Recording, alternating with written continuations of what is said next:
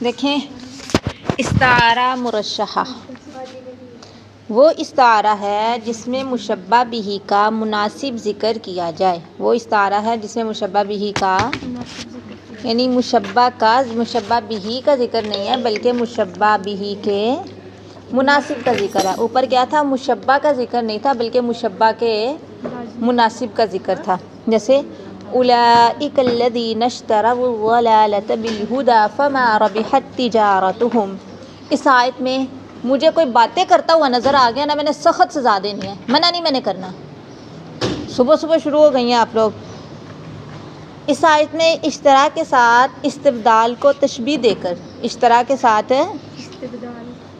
مشبہ بہ یعنی اشتراک مناسب حال یعنی تجارت کے نفع بخش ہونے کو ذکر کیا گیا ہے. سمجھ آئیے بات کی کہ اس میں کیا ہوا؟ مشبہ بہ کا تذکرہ نہیں ہے بلکہ اشتراک کے ساتھ کس کو تشبیہ دی؟ استبدال. یعنی عموماً ہم اس کا ترجمہ کیا کرتے ہیں؟ یعنی خرید لیا تو کرتے ہی ہیں، لیکن ساتھ ساتھ ہم بتاتے ہیں نا کہ انہوں نے دو چیزیں ان کے سامنے تھی، انہوں نے ایک چیز کو دوسری چیز کے بدلے کیا کیا؟ دوسری چیز کے ساتھ تبدیل کر دیا، دوسری چیز کے ساتھ آپ اسے کہو. سمجھ آئی بات کی؟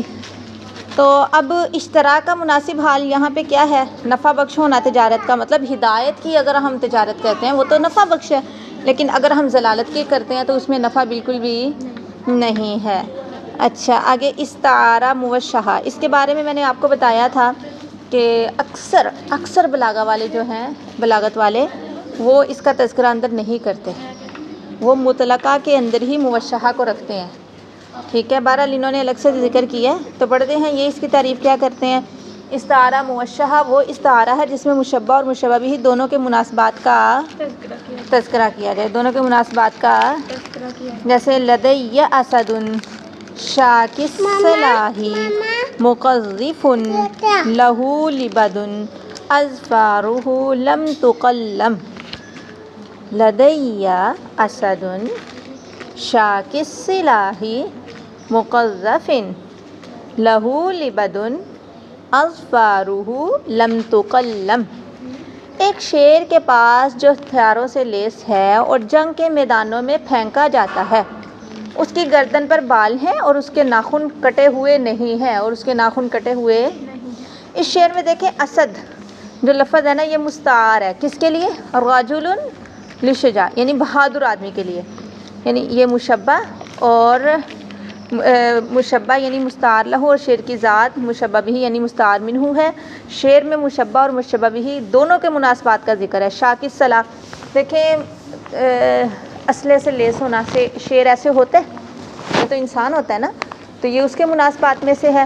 اور مقذف یعنی انسانوں کو ہی پھینکا جاتا ہے تو وہی میدان جنگ میں آتے ہیں، تو یہ بھی کس سے ہے؟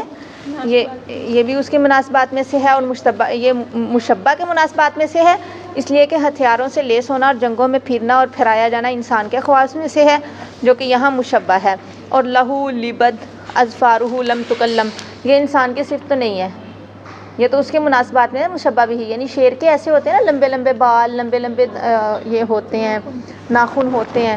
تو اس میں کیا ہوا؟ اس شعر میں مشبہ اور مشبہ بھی یعنی مستعار اور مستعار لہ اور مستعار منہ دونوں کے مناسبات کا تذکرہ ہے، بذات خود ان کا تذکرہ نہیں ہے. ٹھیک ہے، سمجھ آ گئی بات کی؟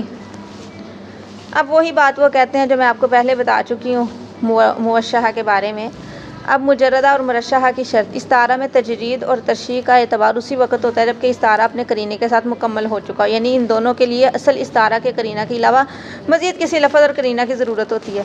یہی وجہ کہ تصریحیہ کا قرینہ جو کہ مشبہ کا مناسب ہوتا ہے تجرید نہیں کہلاتا، اور مکنیہ کا قرینہ جو کہ مشبہ کے مناسبات میں سے ترشیح نہیں کہلاتا، جیسا کہ مطلقہ کی مثال ہے ابدا ناجزہ مشبہ بہ کے مناسبات میں سے، اور یہی قرینہ ہے استعارہ کے مکنیہ ہونے کا. اب مراتب اقسام میں مذکورہ یعنی یہ جو قسمیں ہیں ان کی اقسام کے مراتب، ان اقسام میں استعارہ ترشیحیہ کا مرتبہ سب سے بڑا ہوا ہے، یعنی جس کو ہم نے بولا تھا مرشحہ، اس لیے کہ گزر چکا ہے کہ استعارہ دیکھیں جتنا مبالغہ ہوگا نا، جتنا مبالغہ ہوگا، چیزوں کو حذف کیا جائے گا، بات جامع ہوگی، اتنا ہی بلاغت کے اعتبار سے وہ کلام اعلیٰ اور فائق ہوگا. تو ایک صورت ہے میں مبالغہ کی ایک صورت ہے، اور تشبیہ کے لیے مشبہ بھی کے مناسبات کا ثابت کرنا تشبیہ میں مزید تاکید پیدا کرتا ہے، جس نے بس آپ اتنا یاد کریں کہ مراتب یعنی سب سے بڑا ہوا رتبہ استعارہ مرشحہ کا ہے، استعارہ۔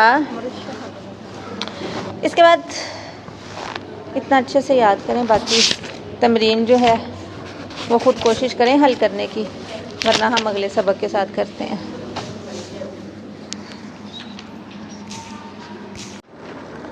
دیکھیں مثالیں، اس میں آپ نے گزشتہ اقسام کی نشاندہی کرنی ہے، یعنی آپ نے بتانا ہے کہ یہ استعارہ مطلقہ ہے، مجردہ ہے، مرشح ہے، موشحہ ہے، کیا ہے۔ خلق فلان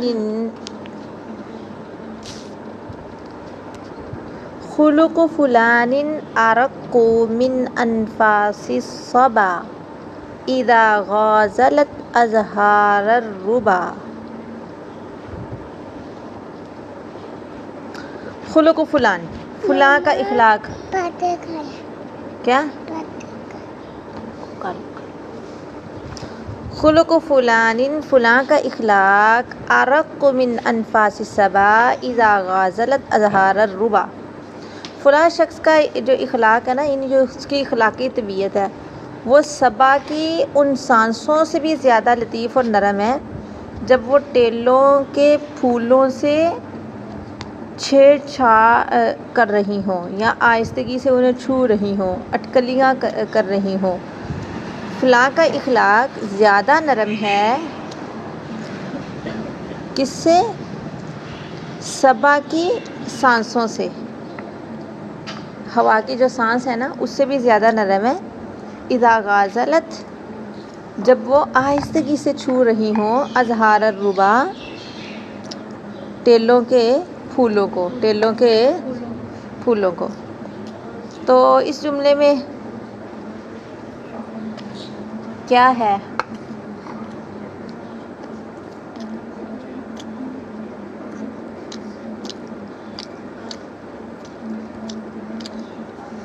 دیکھیں اگر ہم دیکھیں تو اس میں ہر یعنی استعارہ تو وہ ہوتا ہے نا جس میں مشبہ مشبہ بھی میں سے بھی کسی کو حذف کر دیا جاتا ہے۔ تو اگر ہم دیکھیں تو اس میں مشبہ مشبہ بھی اور تشبیہ کا لفظ جو ہے واضح طور پر موجود ہے۔ جیسے فلاں کی طبیعت، تو یہ مشبہ بن رہا ہے، آگے مشبہ بھی ہے اس میں، اور ارقو ادات شبہ ہے، ارقو من انفاس، ہاں کھا لی۔ تو یہ دکھنے میں تو نئی مثال لگ رہی ان میں سے استعارہ کی، یہ تو تشبیہ کی ہی مثال لگ رہی ہے، آپ کو نہیں لگا؟ یعنی اس میں مشبہ بھی ہے، مشبہ بھی ہے، ذات شبہ بھی ہے۔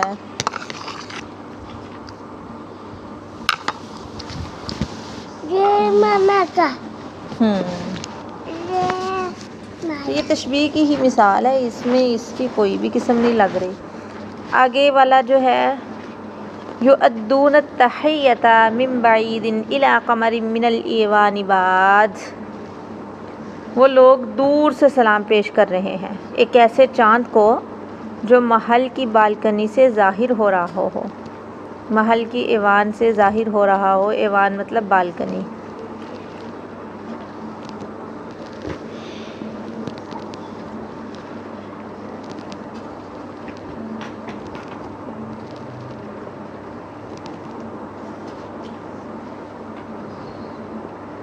اس کو دیکھیں تو یہ مجردہ کی مثال ہے، کیونکہ اس استعارہ مجردہ وہ ہوتا ہے جس میں مشبہ بھی کا ذکر کرنے کے بعد مشبہ کے مناسبات سے کسی بات کا ذکر کیا جائے۔ تو یہاں چاند کہنے کے فوراً بعد ایوان سے ظاہر ہونے والا کہہ کر شاعر نے تخیل کو حقیقت کے قریب کر دیا۔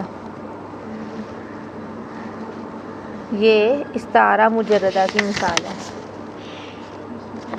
وہ استعارہ جس میں مشبہ کا مناسب کا ذکر ہو، ٹھیک ہے۔ اور آگے بڑھی وَأَرَى الْمَنَايَا إِنْ رَأَتْ بِكَ شَيْبَةً جَعَلَتْكَ مَرْمَى نَبْلِهَا الْمُتَوَاتِرِ وَأَرَى الْمَنَايَا میں دیکھتا ہوں موتیں إِنْ رَأَتْ بِكَ کہ جب وہ دیکھے تجھ میں شیبہ بڑھاپے کی سفیدی جب وہ تجھ میں دیکھیں گی نا یعنی سفید بال جعلت کا مرمی نبلها المتواتر تو مجھے ہاں جی تو وہ تجھے اپنے پیدر پہ آنے والے تیروں کا ہدف بنا لیتی ہیں وہ تجھے اپنے پیدر پہ آنے والے تیروں کا جعلت کا بنا دیتی ہیں آپ کو اور نشانہ متواتر تیروں کا اپنے پیدر پہ آنے والے متواتر تیروں کا پیدر پہ اور متواتر کا مطلب ایک ہی ہے پیدر پہ آنے والے تیروں کا استعارہ مرشحہ کی مثال ہے مرشحہ کہ مکنیہ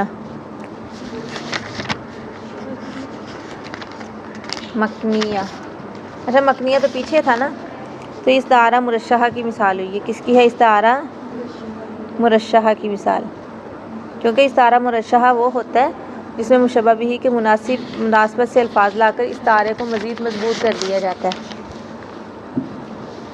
تو یہاں پر موت کو ایک شکاری کہنے کے بعد شکاری کے تمام صفات بیان کر کے اس تصویر کو انتہائی گہرائی کے ساتھ مؤثر کر کے بنا دیا گیا بات کی سمجھ آئی فَإِن يَهْلِكْ فَكُلُّ عَمُودِ قَوْمٍ مِنَ الدُّنْيَا إِلَى هُلْكٍ يَسِيرٌ فَإِن يَهْلِكْ بس اگر وہ ہلاک ہو جائے یعنی ہمارا سردار اگر ہلاک ہو جاتا ہے تو کوئی عجیب بات تو نہیں ہے کیوں فَكُلُّ عَمُودِ قَوْمٍ کیونکہ ہر قوم کا جو ستون ہوتا ہے نا مِنَ الدُّنْيَا إِلَى هُلْكٍ يَسِيرٌ وہ دنیا سے فنا کی طرف جاتا ہے وہ دنیا سے ہلاکت کی طرف تو یہاں شاعر جو ہے اپنے سردار کی ممکنہ موت پر تبصرہ کر رہا ہے اور اس حقیقت کو تسلیم کر رہا ہے کہ موت ہر کسی کو آنی ہی آنی ہے موت ہر کسی کو آنی ہی آنی ہے ہاں جی مجردہ کی مثال ہے اس کے بعد وَلَيْلَةٍ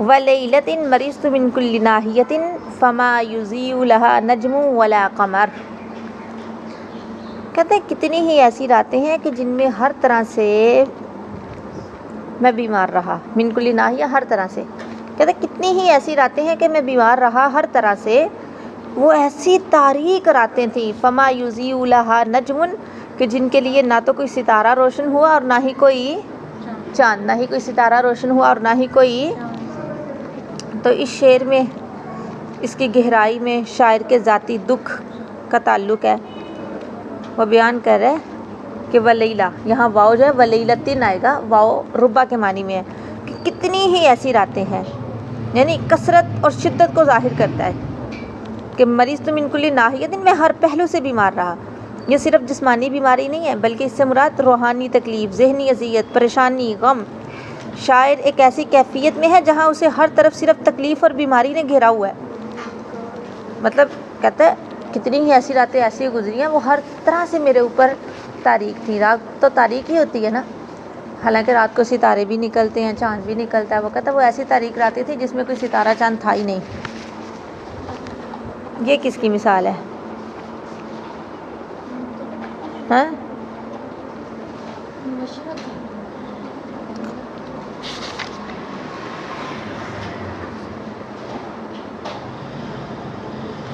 آپ نے مرشحہ بولا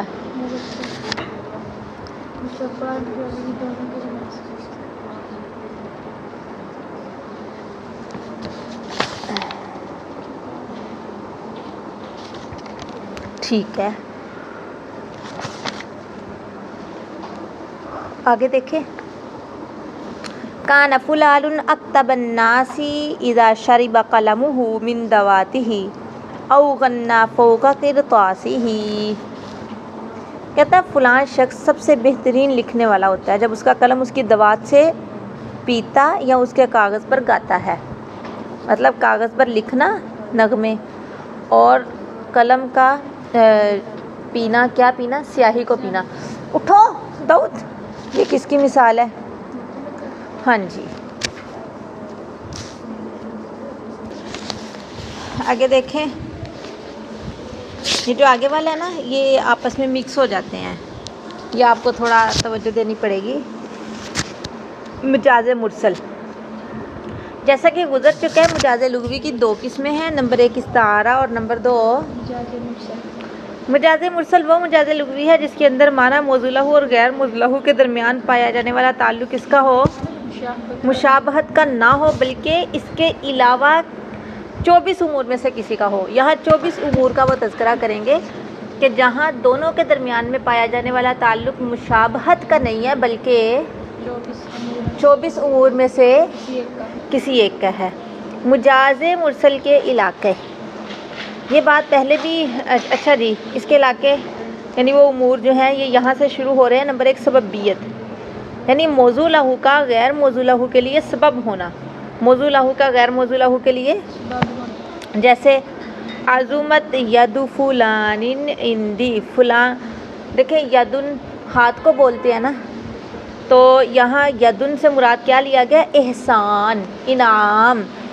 اگر کوئی بندہ کہتا ہے نا عظمت ید فلان عندی، فلاں کے کیا مطلب اس کا کہ فلاں کے بہت زیادہ مجھ پر ہاتھ ہے؟ نہیں، بہت زیادہ کیا ہے؟ احسانات ہیں۔ کیوں؟ کیونکہ جب بھی انسان کسی کے ساتھ احسان کرتا ہے تو ہاتھ ذریعہ بنتا ہے نا، تو یہاں پہ کوئی استعارہ کا نہیں ہے بلکہ کوئی اور تعلق ہے۔ مطلب یدن کو ہم نے یدن سے انعام کیوں مراد لیا؟ کیونکہ ذریعہ ہاتھ بنتا ہے، ذریعہ ہاتھ بنتا ہے۔ مسببیت، یعنی اس کے بالکل متضاد، اس کے بالکل، یعنی موضوع لہو کا غیر موضوع لہو کے لیے مسبب ہونا، یعنی غیر موضوع لہو سبب اور موضوع لہو مسبب ہو۔ جیسے آسمان نے نباتات برسائی، آسمان نے نباتات، کیا آسمان نباتات برساتا ہے؟ آسمان تو بارش برساتا ہے نا، اس لیے کہ بارش نباتات کا سبب بنتی ہے۔ بارش نباتات کا، کس کا سبب بنی؟ نباتات کا۔ جس کا سبب بنی وہ مسبب ہے، جس کا سبب بنی وہ مسبب ہے، اور جو سبب بنی وہ اس کو سبب بولیں گے۔ بات کی سمجھ آئی؟ تو یہاں پہ نباتن سے کیا مراد لیا گیا؟ بارش۔ جزئیت، یعنی موضوع لہو کا غیر موضوع لہو کے لیے جز ہونا، موضوع لہو کا غیر موضوع لہو کے لیے جز ہونا۔ جیسے ارسلت العیون لتطلع علی احوال العدو، کہتے ہیں میں نے عیون، جاسوسوں کو چھوڑا تاکہ وہ دشمن کے احوال پر مطلع ہو سکے۔ دیکھیں عیون، عین، عیون کس کو بولتے ہیں؟ آنکھ کو بولتے ہیں نا۔ تو جاسوس جو ہوتا ہے وہ جاسوسی کس کے ساتھ دیکھ کے کرتا ہے؟ آنکھ سے دیکھ کے کرتا ہے نا۔ تو یہ آنکھ جاسوس کا جز ہے، یہ آنکھ جاسوس کا جز ہے۔ جس جز سے اس نے جاسوسی کی وہی لفظ بول دیا گیا، لیکن مراد وہ پورے کا پورا لیا گیا، مراد وہ، بات کی سمجھ آئیے؟ کلیت، جزئیت میں مطلب جز، اور کل میں مطلب پورے کا پورا مراد لینا، یعنی کسی کا کوئی جیسے معنی موضوع لہو کا غیر موضوع لہو کے لیے کل ہونا۔ جیسے یجعلون اصابعهم فی آذانہم، وہ ڈال لیتے ہیں اپنے کانوں میں اپنی انگلیاں۔ آپ کو کیا لگتا ہے یہ کان میں انگلی ڈال کے دیکھے پوری جاتی ہے اندر؟ کیا جاتا ہے؟ پورے جاتے ہیں نا، صرف اتنے جاتے ہیں۔ تو مطلب مراد یہی ہے، لیکن بولا کیا کیا؟ کل بول کے جز مراد لیا، کل بول کے، اوپر جز بول کے کل مراد لیا تھا، اوپر کیا ہوا تھا؟ جز بول کے، نیچے کل بول کے جز مراد لیا۔ سب سے پہلے سبب بول کے مسبب مراد لیا، مسبب بول کے سبب مراد لیا۔ آگے اعتبار ما کانا، یعنی موضوع لہو کا غیر موضوع لہو کے سابقہ حال کے مطابق ہونا۔ اعتبار کرنا، جو ہو چکا اس کا اعتبار رکھ کے آئندہ کے لیے بھی وہی حکم لگا دینا، پیچھے جو ہو چکا اس کا خیال رکھ کے۔ وَآتُوا الْيَتَامَىٰ أَمْوَالَهُمْ، یتیموں کو ان کا مال دو۔ یتامہ، یتامہ سے مراد ایسے بچے ہوتے ہیں جو یتیم ہوں، بے باپ کے، تو ان کو ان کے مال کب دیے جاتے ہیں؟ جب بالغ ہو جائیں۔ بالغ ہونے کے بعد کوئی یتیم رہتا ہے؟ نہیں نہ رہتا۔ شریعت کیا کہتی ہے؟ بالغ ہونے کے بعد کوئی یتیم ہے؟ بھئی وہ تو یتیم تھے ہی نہیں، جب ان کو مال سپرد کرنے ہیں تب وہ یتیم نہیں، لیکن یتیم کا لفظ کیوں بولا گیا؟ اعتبار ماں کا آنا، اعتبار یعنی پیچھے والے کا اعتبار کر کے کہ وہ جو یتیم ہے، یعنی گزشتہ زمانے میں جو یتیم تھے ان کو ان کا مال دے دو۔ اعتبار ما یکون، آئندہ کا اعتبار کرنا۔ کس کا اعتبار کرنا؟ موضوع لہو کا غیر موضوع لہو کے آئندہ حال کے مطابق ہونا۔ لا یلد الا فاجرا کفارا، لا یلد الا فاجرا یعنی نہیں وہ پیدا کریں گے مگر فاجر اور کافر۔ معلوم ہے کہ کوئی بچہ بوقت ولادت کافر فاجر نہیں ہوتا۔ جب بچہ پیدا ہوتا ہے فطرت اسلام پہ ہوتا ہے نا، لیکن چونکہ آئندہ کا اعتبار ہے، والدین اس کی جیسی تربیت کرتے ہیں وہ ویسا ہوتا ہے، تو آئندہ کا اعتبار کرتے ہوئے حضرت نوح علیہ السلام نے جو دعا کی اس میں یہی تھا کہ یا لا یلد الا فاجرا کفارا، حالانکہ فاجر اور کافر انہوں نے کب بننا تھا؟ بعد میں بننا تھا نا۔ محلیت، موضوع لہو کا غیر موضوع، جہاں تک آپ نے کرنا ہے نا، جہاں تک آسانی سے یاد ہو جائے، پتہ ہے یہ متضاد آ رہے ہیں تو تھوڑا گڈ مڈ ہوگا، اس لیے جہاں تک کرنا ہوا مجھے بتائیے گا۔ محلیت، موضوع لہو کا غیر موضوع لہو کے لیے محل ہونا، کہ معنی غیر موضوع لہو جو مراد ہو اس کا موضوع لہو محل ہو، اور غیر موضوع لہو میں وہ پایا جاتا ہو، جیسے قرر المجلس ذالکا۔ اچھا یہ جو مجلس تھی وہ مقرر ہوئی، حالانکہ مجلس قرار پاتی ہے، اہل مجلس ہوتے ہیں نا جو ایک جگہ پہ ٹھہرتے ہیں، مجلس تو نہیں ٹھہرتی، اہل مجلس ٹھہرتے ہیں، اہل مجلس ایک جگہ پہ جم کے بیٹھ کے ہیں۔ تو یہاں پہ کیا ہوا کہ موضوع لہو محل ہے اور غیر موضوع لہو میں پایا جاتا ہے، غیر موضوع لہو میں مطلب مجلس میں وہ لوگ پائے جاتے ہیں، تو اس لیے یہاں موضوع لہو اور غیر موضوع لہو یہ مجلس اور وہ اہل مجلس بن رہے ہیں۔ حالیت، موضوع لہو کا غیر موضوع لہو کے لیے حال ہونا، یعنی غیر موضوع لہو موضوع لہو کے لیے کیا ہو؟ محل ہو۔ ان الابرار لفی نعیم، بے شک نیک لوگ محل نعیم میں ہوں گے، یعنی ایسی جگہوں پر ہوں گے جہاں نعمتیں ہوتی ہیں، نہ یہ کہ وہ خود نعیم میں ہوں گے۔ تو نعیم سے مراد کیا ہے؟ نعیم کہتے ہیں نعمتوں کو، نعیم کس کو بولتے ہیں؟ تو نعمتوں میں تو نہیں ہوں گے، نعمتوں والی جگہ میں ہوں گے، نعمتوں والی جگہ پہ۔ بات کی سمجھ آئی؟ کافی ہے۔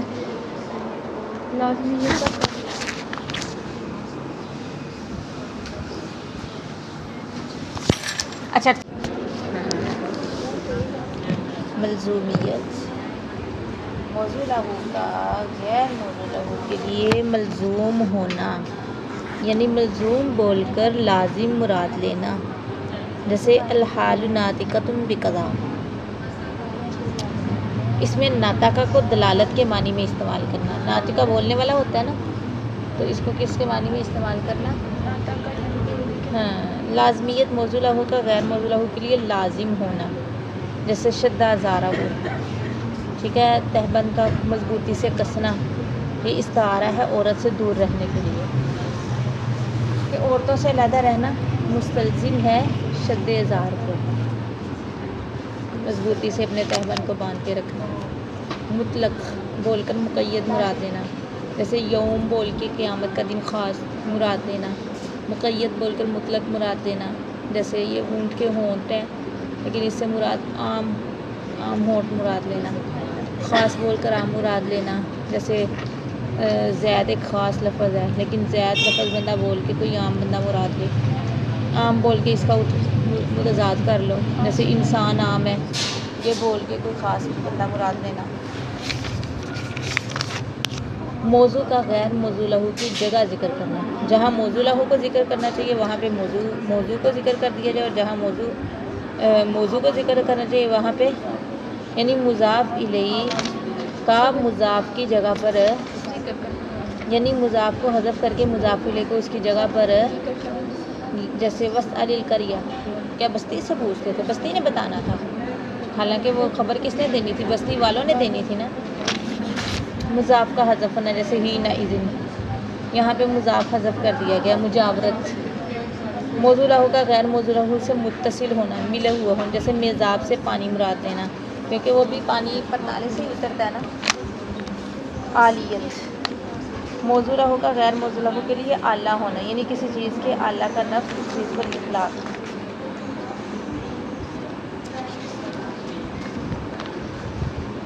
جیسے زبان جو کہ ذکر کا آلہ ہے، اس سے ذکر کو مراد لینا، زبان سے ذکر کو مراد لینا۔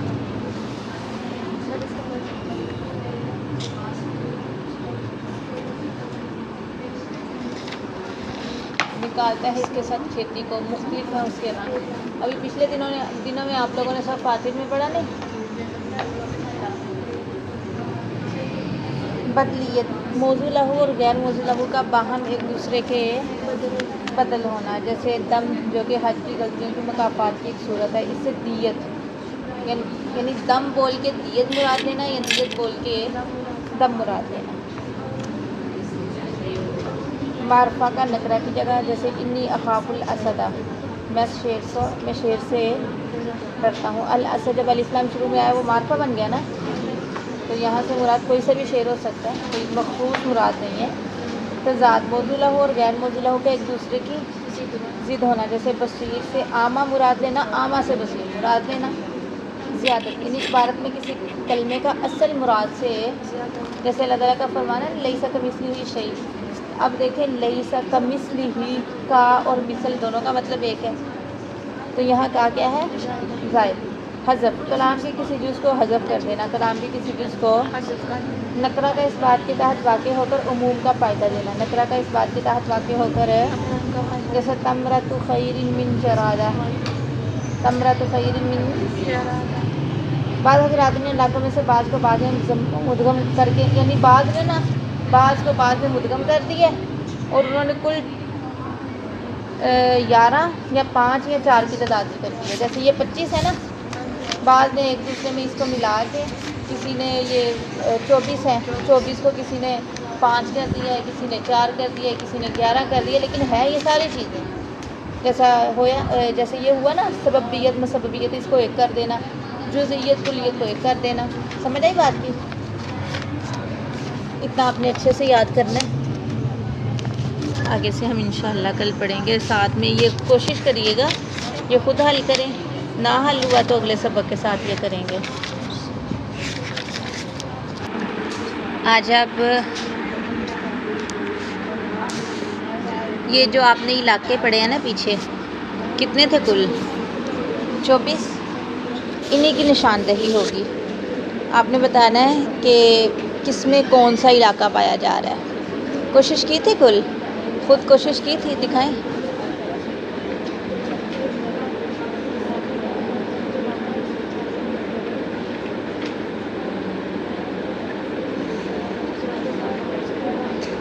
آپ نے سببیت اور مسببیت کے علاوہ کوئی بنایا ہی نہیں ہے، سارے یہی زیادہ لگ رہے ہیں۔ چلیں سب سے پہلی مثال ہے یلبس المصریون القطن الذی تنتجہ بلادہم، مصری باشندے اپنے ملک کا پیدا کردہ کپاس پہنتے ہیں، مصری باشندے اپنے ملک کا پیدا کردہ کپاس پہنتے ہیں۔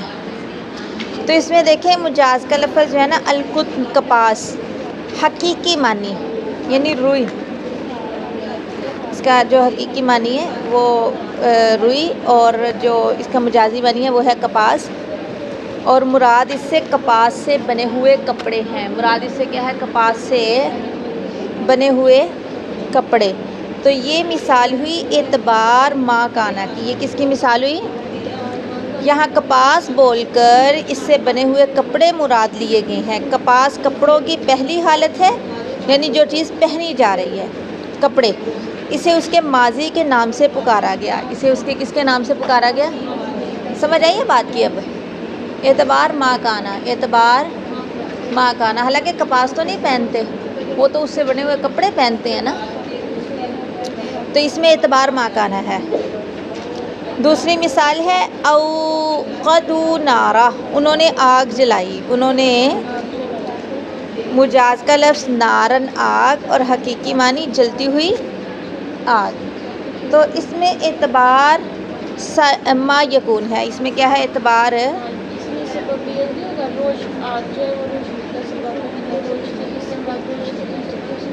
اعتبار ما یکون ہے ادھر، حقیقت میں انسان آگ کو نہیں جلاتا بلکہ لکڑیاں ایندھن کو جلاتا ہے۔ جس کے نتیجے میں پھر آگ پیدا ہوتی ہے. یعنی آپ کیا اس کو کہہ رہی ہیں؟ سببیت. کیسے؟ روشنی اس سے مراد ہے تو آپ روشنی سے نہیں روشنی کی ادھر بات ہی نہیں ہے. ادھر بات ہے انہوں نے آگ جلائی تو آگ جلائی جاتی ہے. اس سے روشنی بھی مل جاتی نہیں روشنی کی ادھر بات نہیں ہے. اصل میں آگ نہیں جلائی جاتی، وہ لکڑیاں جلائی جاتی ہیں. روشنی تو ایک بعد کی چیز ہے نا، وہ بعد میں پیدا ہوئی. لیکن یہ ہے کہ پہلے وہ جلاتے ہیں، لکڑیاں جلاتے ہیں. لکڑیاں جلانے کے بعد آگ پیدا ہوتی ہے نا. تو اس میں اعتبار ما یکون ہے کہ انہوں نے کیا چیز جلائی ہے. تو بعد میں یعنی بولا لفظ نار گیا ہے. آگ بعد میں ہوتی ہے، مستقبل میں ہوتی ہے نا. پہلے کیا جلاتے ہیں؟ لکڑیاں. اب سمجھ آئی ہے؟ تو یہ کس کی مثال ہوئی؟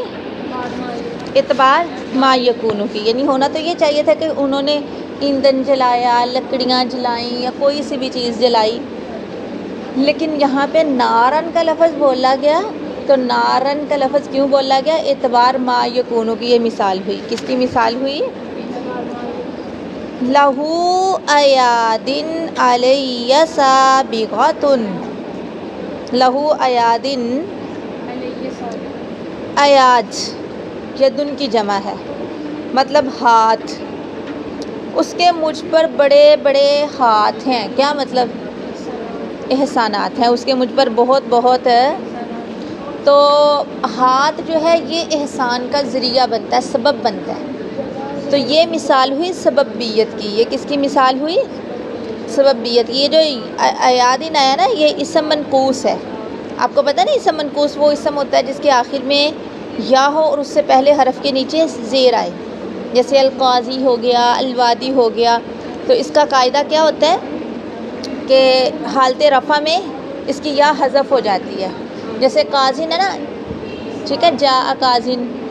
تو اسی طرح اصل میں یہ بھی مرفوع ہی ہے، ایادن بھی کیا ہے، لیکن چونکہ اسم منقوص ہے تو اسم منقوص ہونے کی وجہ سے حالت رفع کس کے ساتھ آئی؟ کسرہ کے ساتھ. تو اس کے مجھ پر بڑے بڑے احسانات ہیں. یہ سببیت کی مثال ہے. یہ کس کی مثال ہے؟ سببیت کی. اعد منہا ولا اعددھا. اعد منہا ولا اعددھا مطلب یہ ہے کہ میں ان میں سے شمار کرتا ہوں لیکن ان سب کو شمار نہیں کرتا. میں ان میں سے، یعنی اس کی اتنی زیادہ مجھ پہ نعمتیں ہیں، کچھ تو میں شمار کر سکتا ہوں، ہر نعمت کو الگ الگ شمار نہیں کرتا. اگر دیکھا جائے تو یہ والی جو مثال ہے یہ کسی چیز کی بھی نہیں بن رہی ان علاقوں میں سے. یہ ایک اور ہی اصطلاح ہے جس کو بولتے ہیں جناس الاشتقاق. جناس اشتقاق. جناس اشتقاق کیا ہوتا ہے؟ جناس اشتقاق یہ ہوتا ہے کہ ایک ہی باب سے نا، ایک ہی عدد، وہ جو حروف ہیں روٹ ورڈ، اصلی حروف، ہاں مادہ سے، ایک ہی مادہ سے ایسے لفظ آئیں جو مختلف معنی دے رہے ہیں. پہلے میں ہے اعد، شمار کرتا ہوں. دوسرے میں ہے اعدد، یعنی دونوں بنے ایک سے ہی ہیں لیکن معنی ان کا تھوڑا تھوڑا مختلف ہے. وہ کہتے ہیں میں شمار کرتا ہوں لیکن سارے شمار نہیں کر پاتا. سمجھ آئی بات کی؟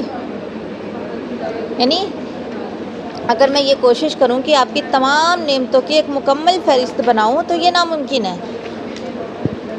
تو یہاں پہ کیا ہوا؟ ایک ہی مادے سے دو مختلف الفاظ استعمال کر کے کلام میں حسن اور معنی میں وسعت پیدا کر دی گئی. تو اس میں ان علاقوں میں سے تو کوئی نہیں ہے، لیکن اسے جناس اشتقاق کی مثال بولیں گے. کیا بولیں گے؟ جناس اشتقاق کا مطلب آپ کو سمجھ میں آ گیا نا؟ ایک ہی مادہ سے دو مختلف معنی دینے والے الفاظ بنانا. ٹھیک ہے.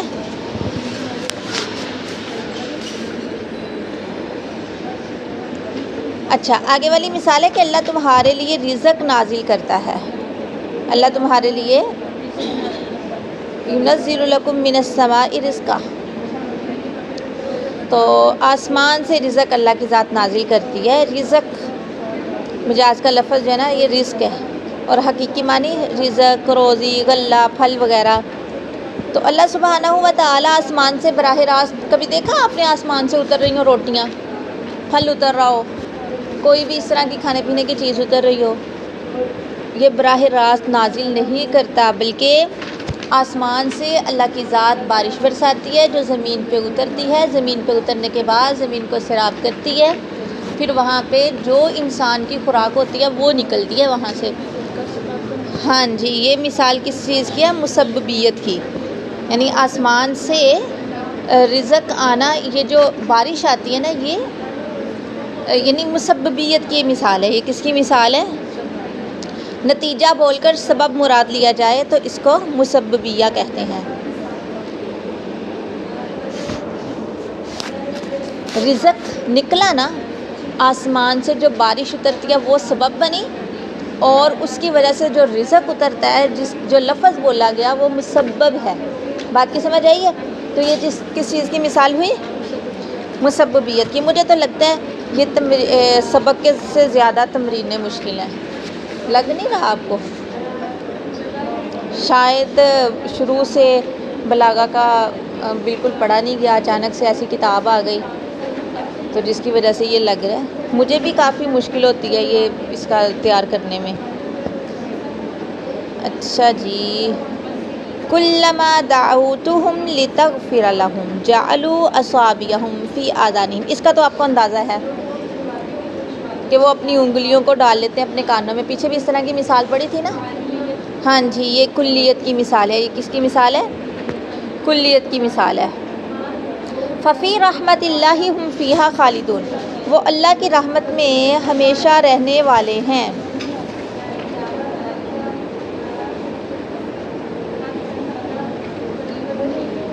اللہ کی رحمت، کیا اللہ کی رحمت میں بندہ یعنی جو جنت میں رہیں گے وہ جنت میں رہیں گے نا، رحمت میں تو نہیں نہ رہیں گے۔ پیچھے آپ نے ایک مثال پڑھی تھی نعیم والی، فی جنات النعیم، تو یہ کس کی مثال ہوئی؟ حالیت کی۔ نہیں تو نہیں، یہ دیکھیں ان الابرار لفی نعیم، یہ دیکھیں نا، بے شک نیک لوگ نعمتوں میں ہوں گے، تو وہ رحمت میں ہمیشہ ہمیشہ رہنے والے ہیں۔ تو رحمت، نعمت، تو پیچھے انہوں نے یہ کس کی مثال دی تھی؟ ہاں جی، یہ بھی حالیت کی ہی بنے گی۔ یہ کس کی بنے گی؟ حالیت کی۔ وَجَعَلْنَا نَوْمَكُمْ سُبَاتًا، اور ہم نے بنایا تمہاری نیند کو باعث سکون، باعث سکون، کاٹ دینے والی۔ یہ ایک تو تشبیہ بلیغ کی بھی مثال ہے، دوسری یہ مجاز مرسل کی بھی ہے، ٹھیک ہے؟ نیند ہے نا، انسان کی تھکاوٹ کو دور کر دی ہے، اسی طرح دنیا کے کام کاج سے انسان کٹ جاتا ہے، تو اس میں سبب یعنی کاٹ دینا بول کر اس سے نتیجہ مراد لیا گیا، راحت۔ تو سبب بول کر جب نتیجہ مراد دیا جائے تو یہ کس کی مثال بنتی ہے؟ مسببیت کی۔ کس کی مثال بنتی ہے؟ وَجَعَلْنَا النَّهَارَ مَعَاشًا، اور ہم نے دن کو بنایا معاش کا سبب، مطلب معاش بنایا، دن کو ہم نے کیا بنایا؟ روزی کمانے کا وقت بنایا۔ تو یہ کیا ہے؟ نہیں، یہی اس کی کیا آپ نے بولا ابھی؟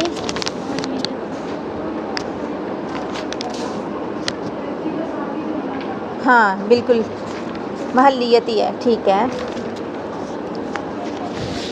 مطلب دن ذریعہ بنتا ہے نا، دن میں کام جو ہے یہ معاش۔ تو آج کل ہم لوگوں نے الٹ کام کر لیا ہوا نا، اللہ تعالیٰ نے دن کو معاش کا ذریعہ بنایا تھا، رات کو سونے کے لیے، ہم لوگوں نے الٹا چلنا شروع کر دیا، تو کتنی روٹین بھی ڈسٹرب ہوئی اور بعد میں بیماریاں بھی لگیں۔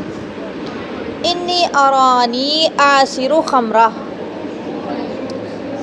کہتے ہیں بے شک میں نے خواب میں خود کو دیکھا کہ میں شراب نچوڑ رہا ہوں۔ کیا شراب نچوڑتے ہیں؟ کیا نچوڑتے ہیں؟ انگور نچوڑتے ہیں نا، تو یہاں شراب جو بعد میں ہونے والی تھی، پہلی چیز کو حذف کر دیا گیا، یعنی شراب بول کے انگور مراد لیا، تو یہ کس کی مثال ہے؟ نہیں تو یہ تو خواب ہی گیا.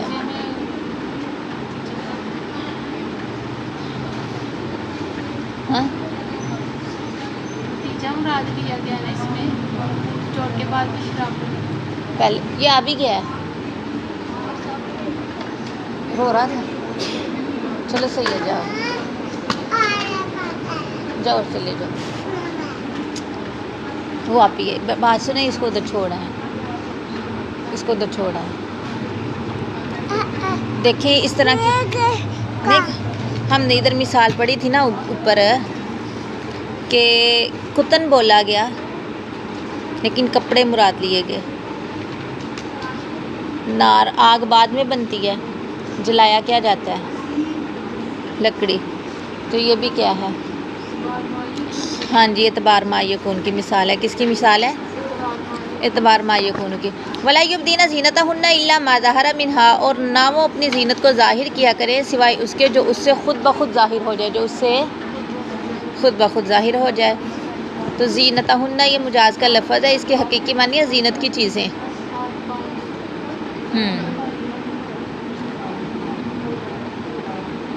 ان اعضاء کو چھپانے کا حکم ہے جن پر زیورات پہنے جاتے ہیں. حالانکہ زینت کی چیزوں کو بولتے ہیں نا. تو ہاتھ پاؤں کب زینت والے ہوں گے.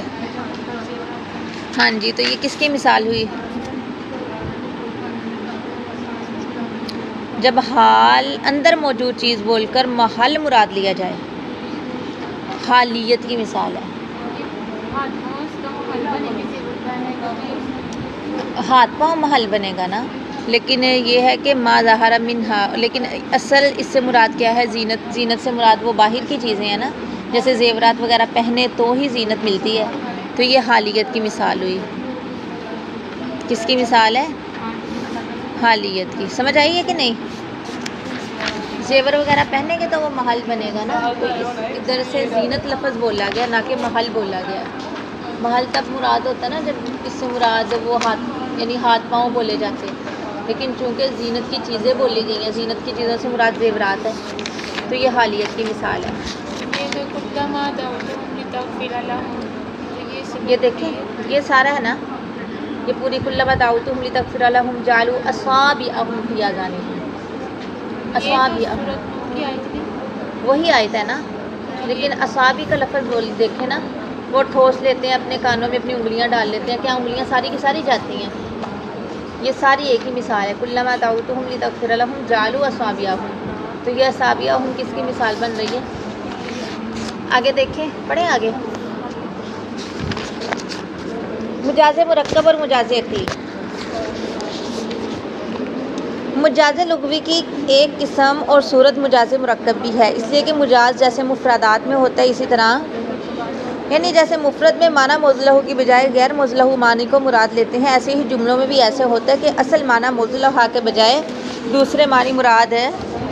جیسے مفرد میں ہر دو کے درمیان تعلق کا ہونا ضروری ہے خواہ مشابہت کا ہو یا کسی اور تعلق کا. ایسے ہی مرکب میں بھی دونوں قسم کے علاقے پائے جاتے ہیں.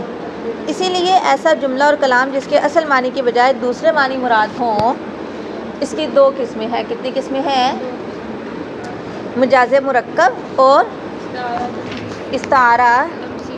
مجاز مرکب وہ جملہ کہ جس کے موضوع لہو معنی کے بجائے غیر موضوع لہو معنی مراد ہوں اس طور پر کہ دونوں کے درمیان مشابہت کا تعلق نہ ہو اور حقیقت کو مراد لینے سے معنی کوئی قرینہ بھی موجود ہو. مثال جملہ خبریہ جبکہ جملہ انشائیہ کے معنی میں ہو جیسے والوالدات یرضعن اولادہن. یہاں پہ کیا ہے یہ ہے جملہ خبریہ لیکن انشائیہ کے معنی میں ہے یعنی مائیں دودھ پلائیں. حالانکہ یہ خبریہ ہے یہ دکھنے میں ایسے لگ رہا ہے جیسے بتایا جا رہا ہے کہ مائیں دودھ پلاتی ہیں یا پلائیں گی اپنے بچوں کو. دکھنے میں یہ جملہ اسمیہ لگ رہا ہے جملہ خبریہ لگ رہا ہے لیکن ہے کیا امر حکم دیا جا رہا ہے کہ وہ دودھ پلائیں وہ دودھ پلائیں. استعارہ تمثیلیہ. سمجھ آئیے بات کی. وہ جملہ جس کے اصل معنی کے بجائے دوسرے معنی مراد ہوں دونوں معنی کے درمیان مشابہت کا تعلق ہونے کی وجہ سے. جیسے کوئی بندہ ہے کسی کام میں متردد ہے اسے سمجھ نہیں آ رہا اچھا میں یہ کام کروں یا نہ کروں. تو ایسے بندے کو جب دیکھنا تو ایسے بندے کو جب بھی دیکھنا ہو تو اس سے کہنا اراکا تقدم رجلا وتؤخر اخرى، میں تجھے دیکھ رہا ہوں تو ایک قدم آگے بڑھاتا ہے اور دوسرا پیچھے ہٹاتے ہو۔ یہ جملہ تشبیہ پر مبنی ہے، یعنی جتنی بھی مثالیں وغیرہ بولی جاتی ہیں نا، ضرب الامثال، سب اسی قبیل سے ہیں، سب کس کی قبیل سے ہیں؟ اسی قبیل سے ہیں، سب اسی قبیل سے ہیں۔ اس کے بعد ہے مجاز عقلی، پڑھو۔ مجاز عقلی مطلب مجاز عقلی سے متعلق مختصر تفصیل اور توضیح مجاز کی ابتدائی بحث میں مجاز لغوی کے تحت ذکر ہو چکی ہے۔ اس میں بتایا گیا ہے کہ مجاز لغوی کا تعلق مسند یا مسند الیہ یا اس کے متعلقات سے ہوتا ہے۔ تعریف: مجاز عقلی وہ مجاز ہے جس میں فعل یا معنی فعل کو غیر فاعل حقیقی کی طرف، دیکھیں ایک بندے نے کوئی کام کیا ہی نہیں، اس کی طرف منسوب کر دینا کسی کام کو۔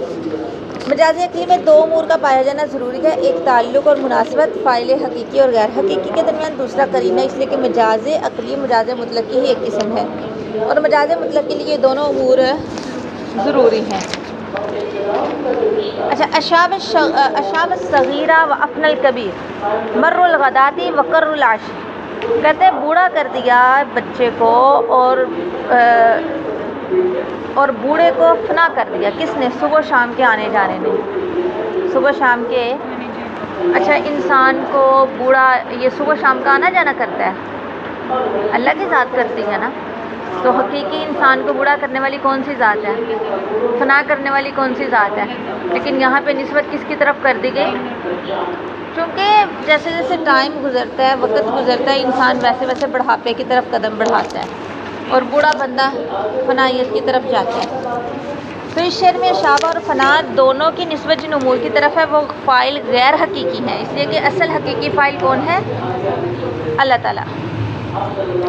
مجاز عقلی کی اصولی دو صورتیں ہیں، اول یہ کہ فعل یا معنی فعل کی اسناد فاعل کی بجائے فعل کے سبب کی طرف کر دی جائے، یا زمان کی طرف کر دی جائے، یا مکان کی طرف کر دی جائے، یا پھر یہ آپ نے یاد رکھنا ہے کہ اس کی دو صورتیں ہیں۔ پہلی صورت یہ ہے کہ فعل کی اصل جو نسبت ہے نا وہ فاعل کی بجائے کس کی طرف کر دی جائے؟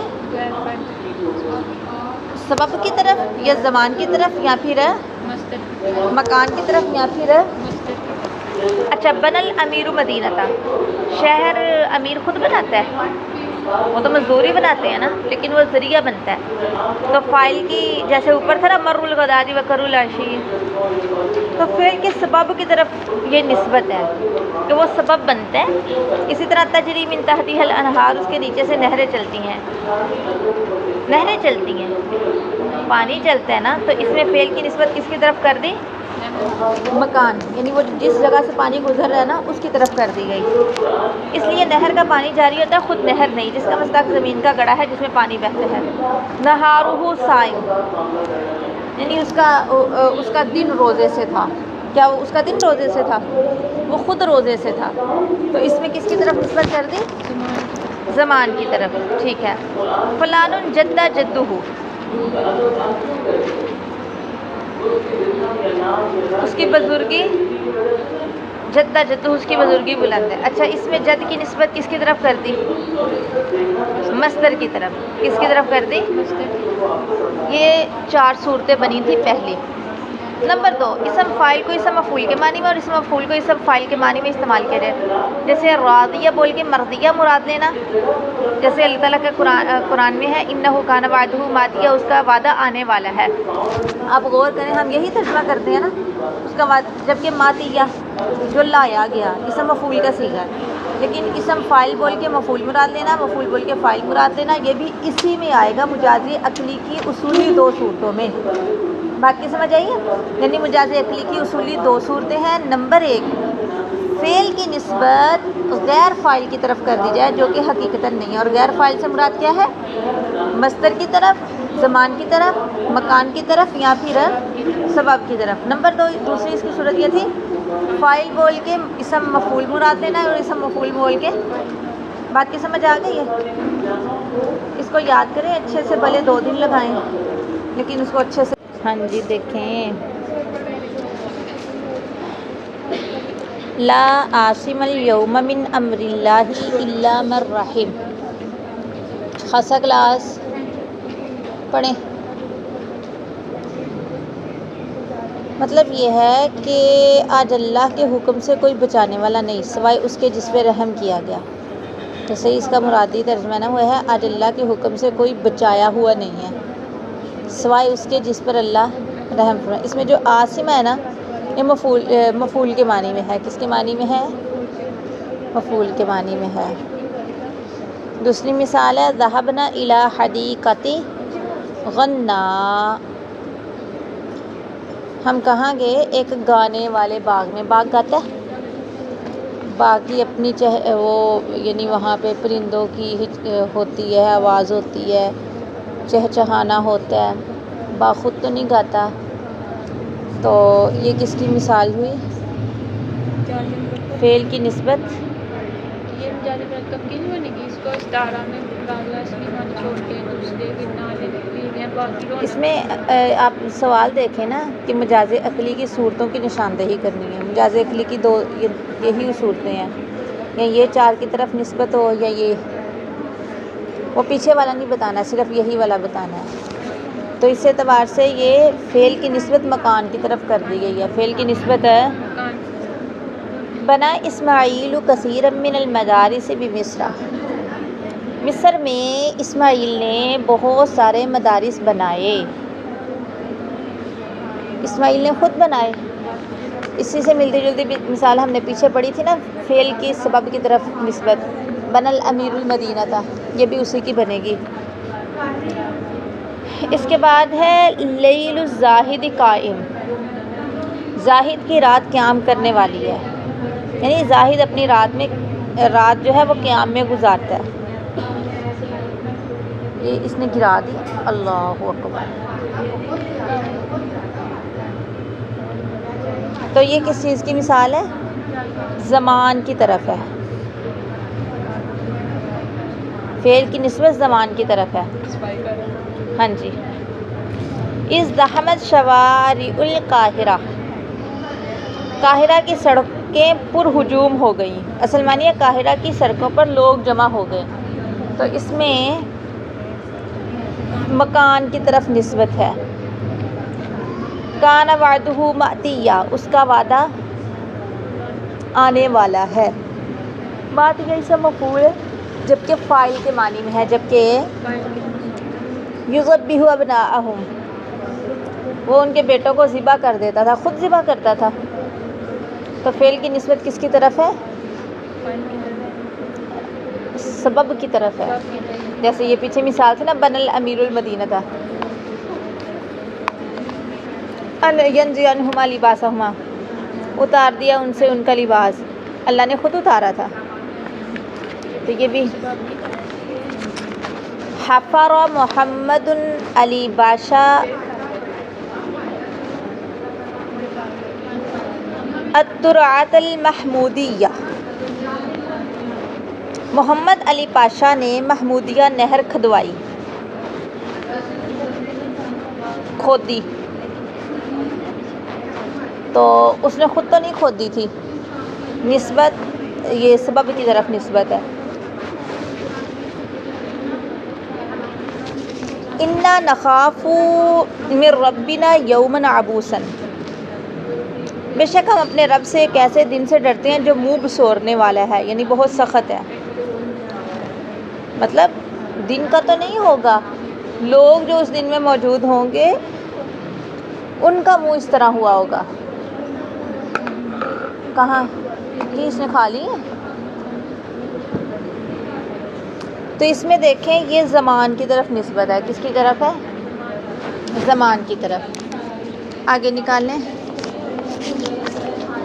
کنایا کسی لفظ سے معنی موضوع لہو کی بجائے معنی کا کوئی لازم مراد دینا. اس احتمال کے ساتھ کہ شاید معنی موضوع لہو ہی مراد ہوں. شاید معنی موضوع لہو ہی مراد ہوں. آپ نے ٹائم پر نہیں لگایا ہوا پتہ نا. پتہ نا.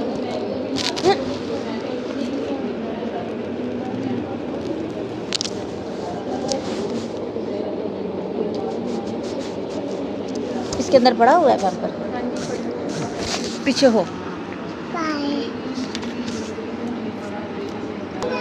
اچھا، جیسے طویل النجات سے طویل القامت مراد لینا، کیونکہ نجات کے معنی ہے تلوار کی نیام، اور تلوار کی نیام وہی لمبی رکھے گا جو خود لمبا ہوگا، یعنی جس حساب سے انسان خود ہے نا اسی حساب سے اس کی تلوار ہوتی ہے، اور تلوار کے حساب سے پھر اس کی نیام ہوتی ہے۔ تو طویل النجات بول کر لمبا شخص مراد لینا۔ کنایا کے ذریعے لفظ کے جو معنی مراد لیے جاتے ہیں اصل معنی سے ہٹ کر اس کو مکنی انہو کہتے ہیں۔ اس کو کیا کہتے ہیں؟ مکنی ان کنایا کی مکنی انہو، یعنی اس سے مراد مخصوص معنی کے اعتبار سے 3 قسمیں ہیں۔ کنایا کی مکنی انہو کے اعتبار سے کتنی قسمیں ہیں؟ تین۔ نمبر 1 مکنی انہو صفت ہو، نمبر 2 مکنی انہو، نمبر 3 مکنی انہو نسبت ہو۔ مکنی انہو کا صفت ہونا، مکنی انہو کا طویل النجات، رفیع العماد، کثیر الرماد، اذا ما شطا، اپنے ممدوح کی تعریف میں کہہ رہا ہے وہ لمبی تلوار والا ہے، رفیع العماد اونچے خیموں والا ہے، کثیر الرماد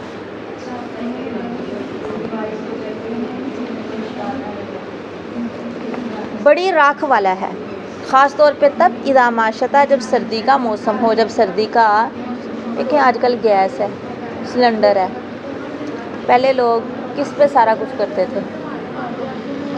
آگ پہ ہی کرتے تھے نا، تو جس کے گھر میں آگ زیادہ جلتی تھی مطلب اس کے گھر میں کھانا زیادہ بنتا تھا، اور کھانا اس کے گھر میں زیادہ بنتا ہے جو سخی ہو، جس کے مہمان زیادہ آتے ہوں۔ تو طویل النجات جب اس نے بولا نا تو اس نے کیا مراد لیا کہ وہ لمبی تلوار کی نیام والا ہے، مطلب نہیں، طویل النجات لمبی نیام والا ہے، تلوار کی جو اس کی نیام ہے نا جس میں تلوار ڈالتے ہیں وہ لمبی ہے، اس کی مطلب لمبے قد والا ہے، لمبے، رفیع العماد اونچے خیموں والا ہے۔ پہلے دور میں جو سردار ہوتا اس کا خیمہ کافی اونچا کر کے لگاتے تاکہ لوگوں کو پہچان ہو جائے کہ یہ سردار ہے اور لوگ آسانی سے اس کے پاس آ جا سکے۔ کثیر الرماد زیادہ راکھ والا ہے، مطلب سخی بڑا ہے، اس کے گھر مہمان وغیرہ بڑے آتے ہیں، خاص طور پہ جب سردی کا موسم ہو۔ گرمی کا موسم ہے نا، آگ جلانا سارا کچھ کرنا آسان ہے، لیکن سردی کے موسم میں آپ کو پتہ ہے جن کے گھر میں گیس ہوتا ہے ان کو بھی مشکل لگتا ہے، تو خاص طور پہ تب وہ بڑا سخی بن جاتا ہے جب سردی کا موسم ہو۔ تو اس میں اس نے کتنی اس کی صفتیں بیان کی ہیں، حالانکہ اس نے یہ نہیں، وہ کہنے کو یہ کہہ سکتا تھا کہ وہ بڑا لمبے قامت والا ہے، وہ سردار ہے، وہ مہمان نواز ہے، سخی ہے، لیکن اس نے کچھ نہیں کہا۔ اس نے کیا کیا؟ مکنی انہو کا صفت ہونا، مطلب اس نے ایسے الفاظ استعمال کیے جو کہ صفت بن رہے ہیں، جو کہ تو طویل النجات سے اس نے کیا مراد لیا؟ ہاں، لمبی قامت، لمبے قد والا۔ اس کے معنی جو مراد لے گیا وہ اس کی بہادری شجاعت والے نہیں ہیں۔ وہ بھی آ سکتے ہیں، لیکن یہ ہے کہ جتنا انسان لمبا ہوگا اسی حساب سے وہ اپنے پاس تلوار کی نیام رکھے گا، تو بہادری بھی اس سے مراد لی جا سکتی ہے، ٹھیک ہے؟ جو عموماً لمبا آدمی ہوتا ہے وہ بہادری ہی ہوتا ہے۔ تو رفیع العماد یہ بول کے کیا مراد لیا؟ سردار، اور آگے کثیر الرماد، ہاں جی ٹھیک ہے، سمجھ آئیے بات کی۔ مکنی انہو کا موصوف ہونا، مکنی انہو کا الضاربین بکل ابیض لجزم والطاعنین مجامع الاذغان، کہتا ہے وہ خوب مارنے والے ہیں ہر چمکدار اور خوب کاٹنے والی تلوار سے، اور نیزہ مارنے والے ہیں کہاں پہ؟ بغض و عداوت کے جمع ہونے کی جگہ پر، بغض و عداوت کے جمع ہونے کی، تو بغض، عداوت، نفرت، کینہ یہ کہاں پہ جمع ہوتے ہیں؟ دل میں۔ تو مطلب وہ کہنا یہ چاہ رہا ہے کہ میرا جو محبوب ہے جس کی میں وہ صاف بیان کر رہا ہوں، ایک تو وہ بہت زیادہ بہادر ہے، جب میدان جہاد میں نکلتا ہے تو تب خوب مارتا ہے، دوسرا یہ کہ مارتا بھی سیدھا دل پہ، سیدھا دل پہ جا کے وار کیا، مطلب گولی لگی ادھر لگی ادھر بندہ گیا، سمجھ آئی بات کی؟ وہ کہہ سکے دل پہ مارنے والے، لیکن اس نے کہا مجامع الاذغان، یعنی یہاں مکنی انہو کیا ہے؟ موصوف ہونا۔ بات کی سمجھ آ رہی ہے؟ مکنی انہو کا نسبت ہونا، جیسے کہا جاتا ہے المجد بین ثوبیہ، بزرگی اس کے دونوں کپڑوں کے نیچے ہے، الکرم تحت ردائہ، کرم عزت شرافت اس کی چادر کے نیچے ہے۔ مطلب کیا؟ مطلب یہ ہے کہ وہ بندہ جو ہے اس کی ملکیت میں یہ چیزیں ہیں، یعنی وہ بزرگ بھی ہے، اور دوسری مثال میں بتایا جا رہا ہے بڑا شرافت والا ہے، کرم والا ہے۔ سمجھ آ گئی بات کی؟ اتنا کافی ہے۔ اقسام باعتبار توسط برائے مکنی انہو، کنایا میں ایک تقسیم اور جاری ہوتی ہے جس کی بنیاد اس پر ہے کہ کنایا میں جو معنی مراد ہوتے ہیں، یعنی مکنی انہو، وہ اصل معنی کا لازم ہوتا ہے، اور لازم کا اپنے ملزوم کے لیے جو لزوم ہوتا ہے وہ کبھی تو براہ راست ہوتا ہے اور کبھی اندر واسطہ ہوتا ہے، اور کبھی وہ واسطہ جو ہوتا ہے وہ واسطے کم ہوتے ہیں اور کبھی زیادہ ہوتے ہیں۔ نیز یہ کہ ان واسطوں کے مختلف حالات بھی ہوتے ہیں۔ ان واسطوں کے پیش نظر کنایا کی کتنی اقسام ہیں؟ تلویح، رمز اور اشارہ۔ تلویح میرے خیال میں آپ نے نیا لفظ پڑھا ہے، رمز آپ نے پڑھا ہوگا پہلے بھی، اشارہ بھی پڑھا ہے۔ تلویح، لازم اور ملزوم کے درمیان کئی واسطوں کا ہونا، لازم اور ملزوم کے درمیان کئی واسطوں کا ہونا، جیسے فلان کثیر الرماد، فلان کہہ کر کیا مراد لینا؟ سخی مراد لینا۔ کیا مراد لینا؟ سخی مراد لینا۔ اس میں دیکھیں اس مثال میں کثیر الرماد کے اصل معنی کیا ہے؟ کہ زیادہ راکھ والا۔ کیا ہے؟ زیادہ۔ تو اب اس میں دیکھیں اس کے لازم سخاوت کے درمیان میں کئی واسطے نکلتے ہیں۔ تفصیل کیا ہے؟ راکھ کی کثرت جو ہے وہ یہ بتاتی ہے کہ آگ زیادہ جلی ہے، آگ کی کثرت یہ بتاتی ہے کہ کھانا زیادہ پکا ہے، کھانے کا زیادہ پکنا یہ بتاتا ہے کہ مہمان زیادہ آئے ہیں۔ بات کی سمجھ آئی؟ کتنے زیادہ واسطے ہوئے؟ تو اب کثیر الرماد سے سخی مراد لینا، تو اس میں کتنے زیادہ واسطے ہیں؟ تو اسی کو کہتے ہیں تلویح۔ اس کو کیا کہتے ہیں؟ تلویح۔ کیا کہتے ہیں؟ تلویح، بولو۔ اور اس کے بعد ہے رمز۔ رمز مطلب واسطوں کا نہ ہونا یا تھوڑا اور مخفی ہونا، یا تھوڑا پھر اور واسطے نہ ہونے کی مثال، جیسے فلان عریض القفا۔ اچھا وہ نا اس کی یہ جو گدی ہے نا وہ چوڑی ہے، اس کو ذرا پکڑیں، اس کی گدی کیا ہے؟ چوڑی۔ اس سے بے وقوف مراد لینا، اس سے بے وقوف مراد لینے کی صورت میں اس کے لغوی معنی اور مکنی انہو کے درمیان میں کوئی واسطہ نہیں پایا جاتا، اس لیے کہ گردن کی چوڑائی ہی مانی جاتی ہے کہ یہ بے وقوفی کو مستلزم ہے۔ بات کی سمجھ آئی ہے؟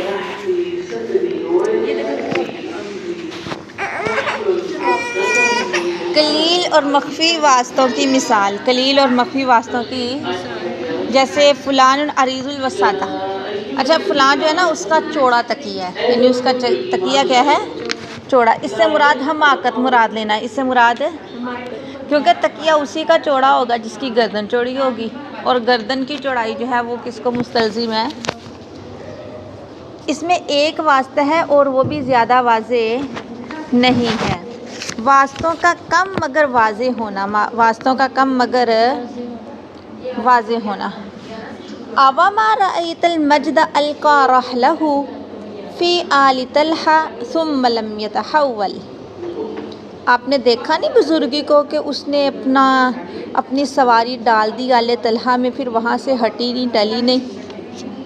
اس میں ایک ہی واسطہ ہے جو کہ واضح ہے، اس لیے کہ عزت کا آل طلحہ کے درمیان اپنی سواری کو ڈال دینا اور نہ ٹلنا کنایا کس سے ہے؟ مجد کے ان کے مقام پر پائے جانے سے جو کہ مستلزم ہے مجد کی ان کی طرف نسبت کو، یعنی یہ بتا رہا ہے کہ وہ بزرگی جب ان کے گھر آئی پھر ان کے گھر سے نکلی نہیں، مطلب ان کے خاندان کا ہر فرد اس میں عزت بزرگی یہ چیزیں پائی جاتی ہیں۔ تعریض، یہ بھی کنایا کی ایک معروف قسم ہے، یہ بھی کنایا کی ایک معروف تعریف، مخاطب کی فہم پر اعتماد کر کے کسی لفظ سے معنی حقیقی کی بجائے اس کے کسی لازم کو مراد لینا، معنی حقیقی کی بجائے اس کے کسی لازم کو۔ تعریض کیا ہوتا ہے؟ تعریض یہ ہوتا ہے کہ ہمیں پتہ ہو کہ مخاطب بات کو سمجھ رہا ہے، مخاطب بات کو سمجھ رہا ہے، مخاطب بات کو سمجھ رہا ہے، تو پھر کیا کرنا، اس کی سمجھ پر اعتماد کر کے کسی لفظ سے معنی حقیقی کی بجائے اس کے کسی لازم کو مراد لینا۔ مثلا ایسا آدمی جو لوگوں کو نقصان پہنچاتا ہے اس سے ڈائریکٹ نہ کہنا بھئی آپ ایسے کرتے ہو آپ کو ایسے ہوگا، بلکہ اس کے سامنے کہنا خیر الناس من ینفع الناس، بہترین لوگوں میں سے وہ ہے جو لوگوں کو فائدہ پہنچائے۔ اس کا ظاہری مفہوم تو یہی بن رہا ہے نا، بہترین وہ ہے جو فائدہ پہنچائے، مگر مراد یہی لازم ہے کہ چونکہ تم دوسروں کو نقصان پہنچاتے ہو اس لیے تم اچھے آدمی نہیں ہو۔ مجاز اور کنایا کا درجہ، علماء بلاغت کا اتفاق ہے کہ صحیح بات ہے، یہ بہت علماء بلاغت کا اتفاق ہے کہ مجاز بمقابلہ حقیقت اور کنایا بمقابلہ صریح کے ابلغ ہے، ان دونوں سے کلام میں قوت پیدا ہوتی ہے، اگرچہ اصل کلام میں حقیقت اور صریح ہے۔ کنایا کے لیے قرینہ، چونکہ کنایا کے تحت بھی لفظ کے اصل معنی مراد نہیں ہوتے اور غیر موزوں کو مراد دینا بغیر کسی باعث کے درست نہیں ہوتا، اس لیے مجاز کی طرح کنایا کے لیے بھی قرینے کی ضرورت ہوتی ہے، البتہ مجاز کا قرینہ، مجاز کا کنایا یہ متعین کرتا ہے کہ حقیقت مراد ہی نہیں ہے، اور کنایا کا قرینہ مکری انہو کو متعین کرتا ہے، مگر اس کے باوجود اصل معنی کو مراد لینے کی گنجائش ہے۔ دیکھیں یہ تمرین حل کرتے ہیں، پہلے فَمَسَّاهُمْ وَبُسُطُهُمْ حَرِيرٌ وَسَبَّحَهُمْ وَبُسُطُهُمْ تُرَابٌ، کہتا ہے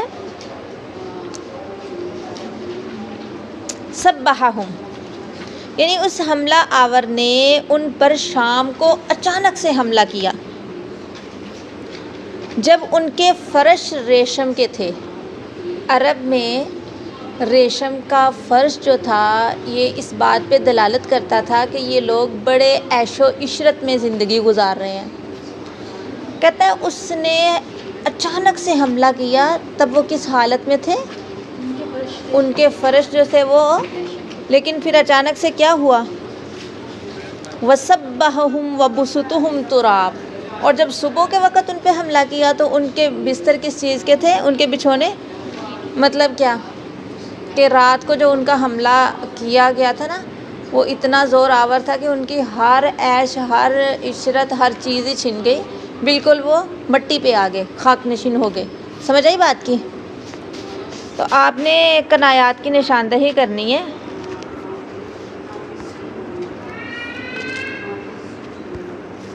کنایا کی ہم نے 3 قسمیں پڑھی تھی نا، اشارہ، رمز اور تلویح۔ تو اس مثال میں ریشم کا فرش ہونا براہ راست اور واضح طور پر امیری پر دلالت کرتا ہے، اسی طرح خاک پر آ جانا براہ راست ذلت پر دلالت کرتا ہے، تو مطلب کم ہے اندر، یعنی یہ اشارہ کی مثال ہوگی۔ ہاں، اور اشارہ میں واسطے کم ہوتے ہیں اور واضح ہوتے ہیں، یہاں چیز واضح ہے نا، تو یہ اشارہ کی مثال ہے، اس میں زیادہ تر اشارہ کی ہی مثالیں ہیں۔ پھر آگے وہ کہتا ہے وَمَنْ فِي كَفِّهِ مِنْهُمْ قَنَاتٌ كَمَنْ فِي كَفِّهِ مِنْهُمْ خِضَابٌ، ان لوگوں میں سے وہ شخص جس کے ہاتھ میں نیزہ ہو۔ وَمَنْ فِي كَفِّهِ مِنْهُمْ قَنَات، قنا مطلب نیزہ، ان لوگوں میں سے وہ شخص جس کے ہاتھ میں نیزہ ہو، کمن فی کفہ منہم خضاب، وہ بالکل اس شخص کی طرح ہے جس کے ہاتھ میں ان لوگوں میں سے مہندی لگی ہو، جس کے ہاتھ میں ان لوگوں میں سے مہندی لگی ہو۔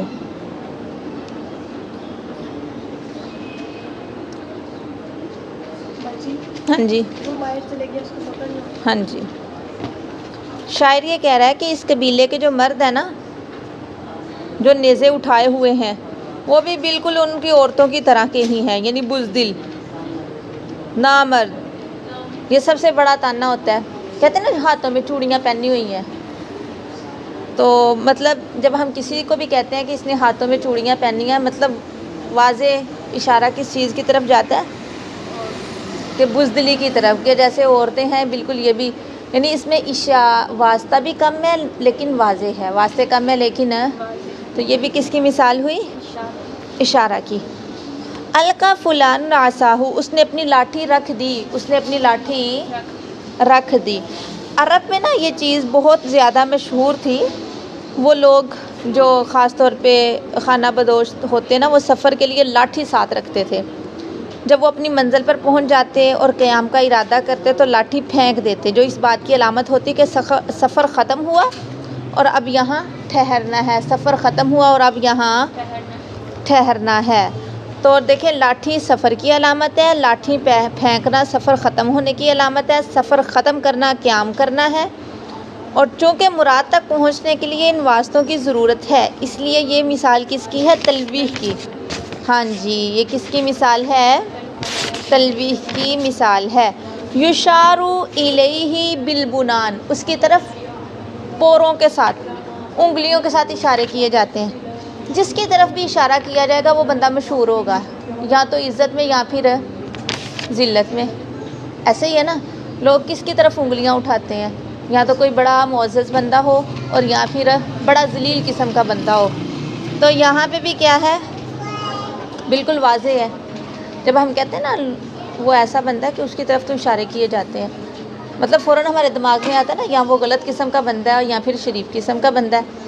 تو یہاں واسطے بھی کم ہیں اور ہیں بھی بالکل واضح، ہیں بھی بالکل۔ تو یہ کس چیز کی مثال ہوئی؟ اشارہ کی ہی۔ کس چیز کی؟ ہاں، یشار الیہ بالبنان۔ ہاں جی، یہ دیکھیں نمبر 3 نمبر 4 لکھا ہوا ہے نا۔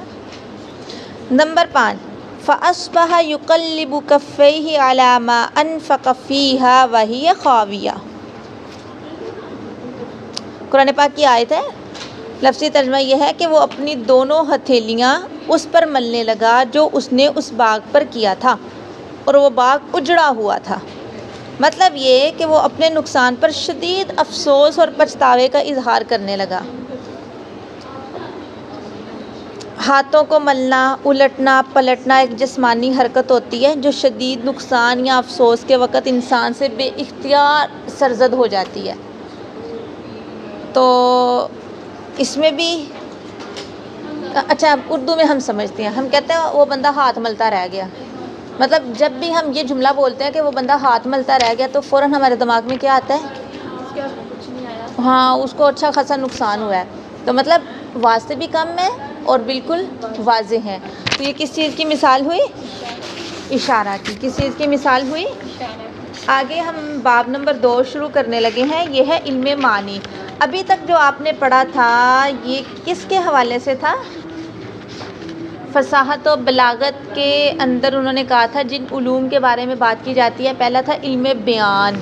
ابھی تک آپ علم بیان پڑھتی آ رہی تھیں، ابھی ہم کیا شروع کرنے لگے ہیں؟ علم معانی۔ بیان مطلب ایسا انسان کے اندر ملکہ کہ وہ ایک ہی بات کو مختلف جملوں میں ادا کر سکے، اور علم معانی مطلب کہ بعض اوقات ایسے ہوتے ہیں کہ ایک ہی لفظ کے کئی معنی ہوتے ہیں، ٹھیک ہے؟ تو انسان کیا مسئلہ ہے؟ کیا مسئلہ ہے؟ تو مجھ سے پوچھے نا، 30 سے 35 تک ہے۔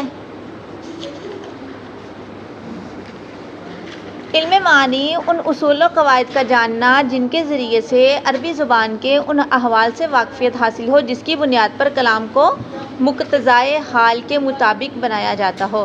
دیکھیں آپ کے پاس عربی معنی کا، عربی الفاظ کا ایسا ذخیرہ ہونا چاہیے کہ آپ کو پتہ ہونا چاہیے کہ میں نے کس موقع پہ کس طرح کے الفاظ یوز کرنے ہیں، کس طرح کے لفظ یوز کرنے ہیں، کس طرح کے معنی یوز کرنے ہیں۔ بات کی سمجھ آئی؟ ان اصول و قواعد کو جاننا جن کے ذریعے سے عربی زبان کے ان احوال سے واقفیت حاصل ہو جن کی بنیاد پر کلام کو مقتضائے حال کے مطابق بنایا جاتا ہے۔ ارشاد باری تعالیٰ ہے اِنَّا لَا نَدْرِي أَشَرٌّ أُرِيدَ بِمَنْ فِي الْأَرْضِ أَمْ أَرَادَ بِهِمْ رَبُّهُمْ رَشَدًا۔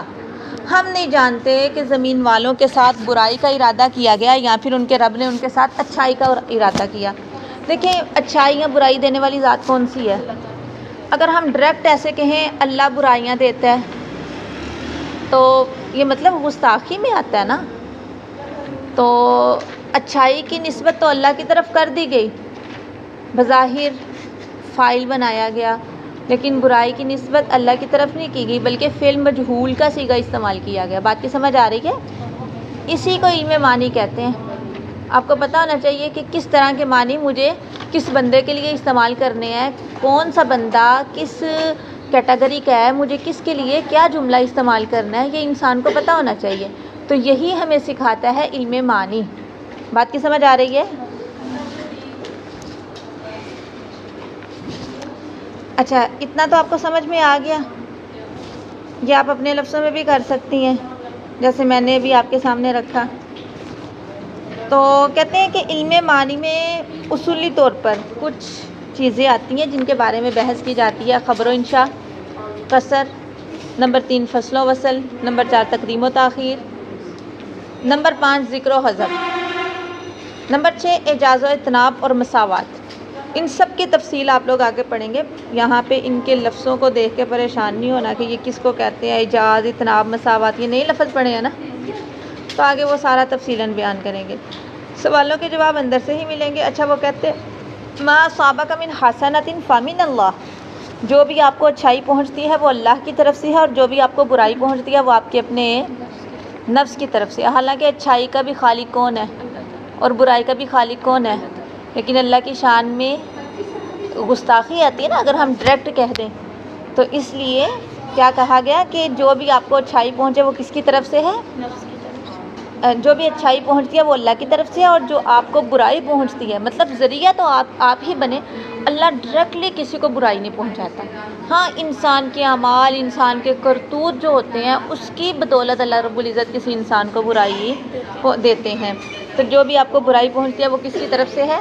نفس کی طرف۔ اچھا ابھی جو ہم نے پیچھے پڑھا تھا کہ اس علم میں بحث کس چیز کے بارے میں کی جاتی ہے، اس میں سب سے پہلے تھا خبر و انشاء۔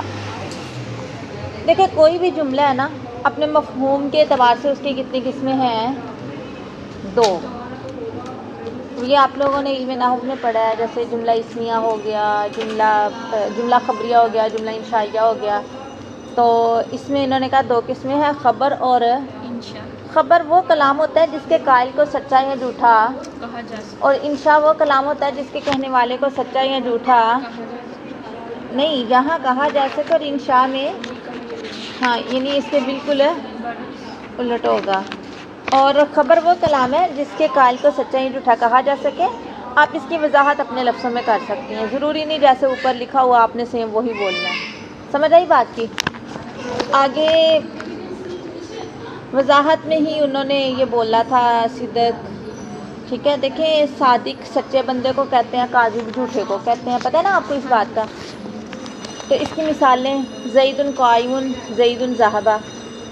اب جو کہنے والا ہے کیا پتہ سچ بول رہا ہے کہ جھوٹ بول رہا ہے، جس نے بھی کہا زید کھڑا ہوا، زید کھڑا ہونے والا ہے، یہ زید چلا گیا، اس میں دونوں طرح کے امکان ہے کہ وہ صادق بھی ہو سکتا ہے اور کاذب بھی ہو سکتا ہے۔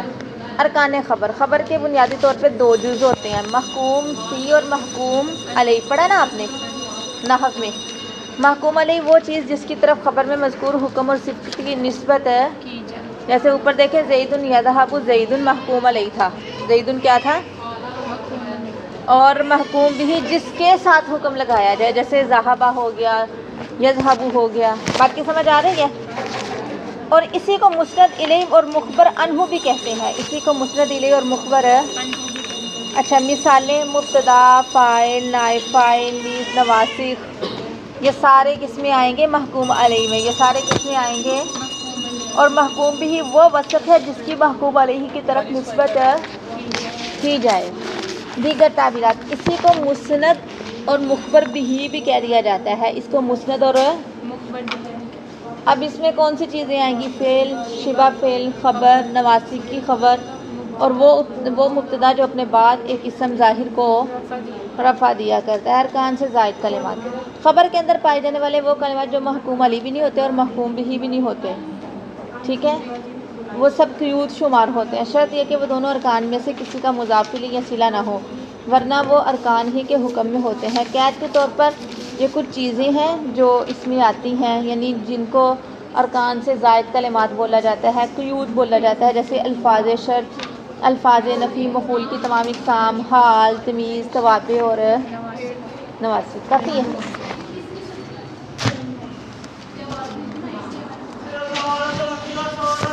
اقسام خبر پڑھا نا نحو میں، جملہ اسمیہ، جملہ فعلیہ۔ جملہ اسمیہ وہ کلام خبری ہے جس کا جز اول اسم ہو، جیسے زید قائم، زید قامہ۔ دونوں جملے اسمیہ ہے اس لیے کہ دونوں کا پہلا جز کیا ہے؟ اسم ہے۔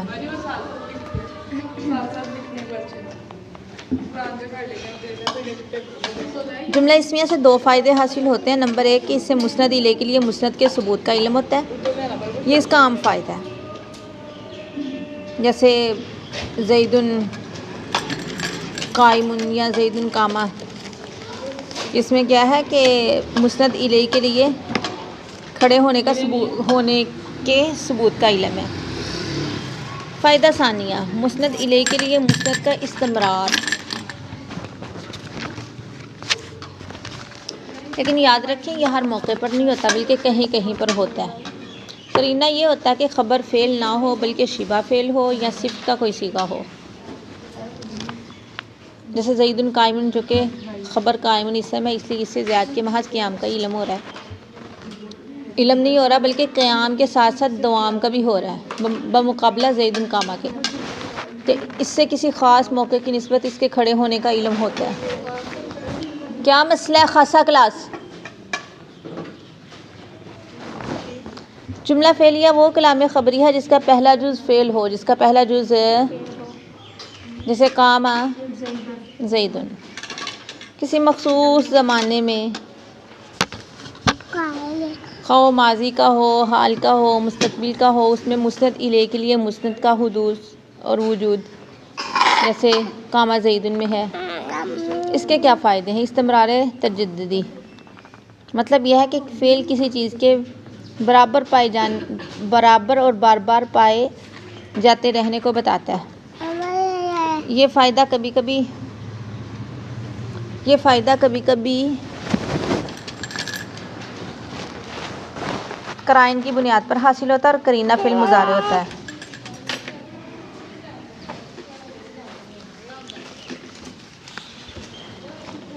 جیسے یاتی الینا زید، زید کے لیے صرف آنے کو ظاہر نہیں کر رہا بلکہ استمرار، یعنی مسلسل وہ آتا رہتا ہے۔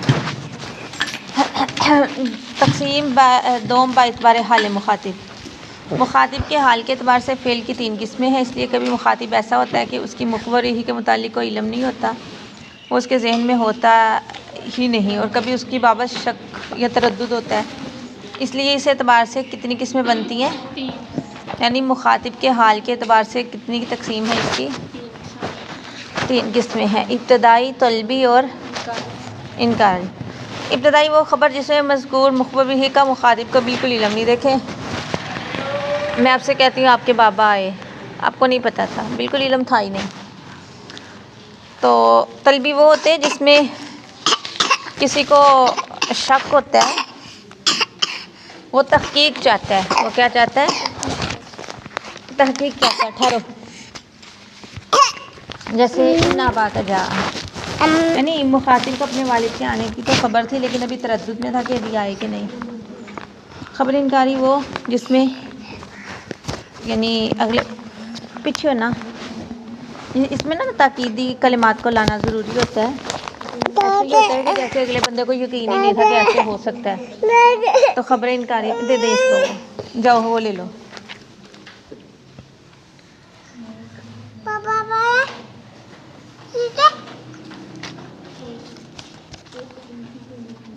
ایک بندہ آپ کے وہم و گمان میں بھی نہیں تھا کوئی آئے گا کسی کے بارے میں کہ یہ بندہ یہاں پہ آ سکتا ہے، وہ آ جائے، آپ کو کوئی بتائے، آپ کہ ایسے نہیں ہو سکتا، یعنی آپ کو یقین ہی نہیں تھا وہ بندہ آئے گا. اگلا بندہ پھر تاکیدی کلمات لے کے آتا ہے جس سے آپ کو یقین ہوگا کہ واقعی وہ خود ہی آیا ہے. بات کی سمجھ آئی ہے؟ اور کلمات تاکید کی 2 اصولی صورتیں ہیں. اول یہ کہ جس کلمہ کی تاکید مقصود ہو اسی کو مکرر لایا جائے، جیسے جا زیدن زیدن یا جا جا. دوم یہ کہ وہ مخصوص کلمات جو کسی انداز میں اس مفہوم کو ادا کرتے ہیں، جیسے انا، انا، لام ابتدا، نون ثقیلہ، نون خفیفہ، حروف زائدہ، حروف تنبیہ، حروف قسم، اما شرطیہ وغیرہ. سمجھ آ گئی یہ بات کی؟ اس کو آپ نے اچھے سے یاد کر لینا ہے. سبق نمبر بولیں. اچھا، اغراض خبر. یوں تو خبر کے ساتھ مختلف اغراض وابستہ ہوتے ہیں، لیکن 2 عموماً پائے جاتے ہیں. نمبر 1، جو حکم جملہ میں بیان کیا گیا مخاطب کو اس کے علم کا فائدہ پہنچانا، یعنی مخاطب جو کہ اس سے ناواقف ہے اس کو اس سے واقف کرانا. ایسے حکم کو فائدۃ الخبر کہتے ہیں. ایسے حکم کو کیا کہتے ہیں؟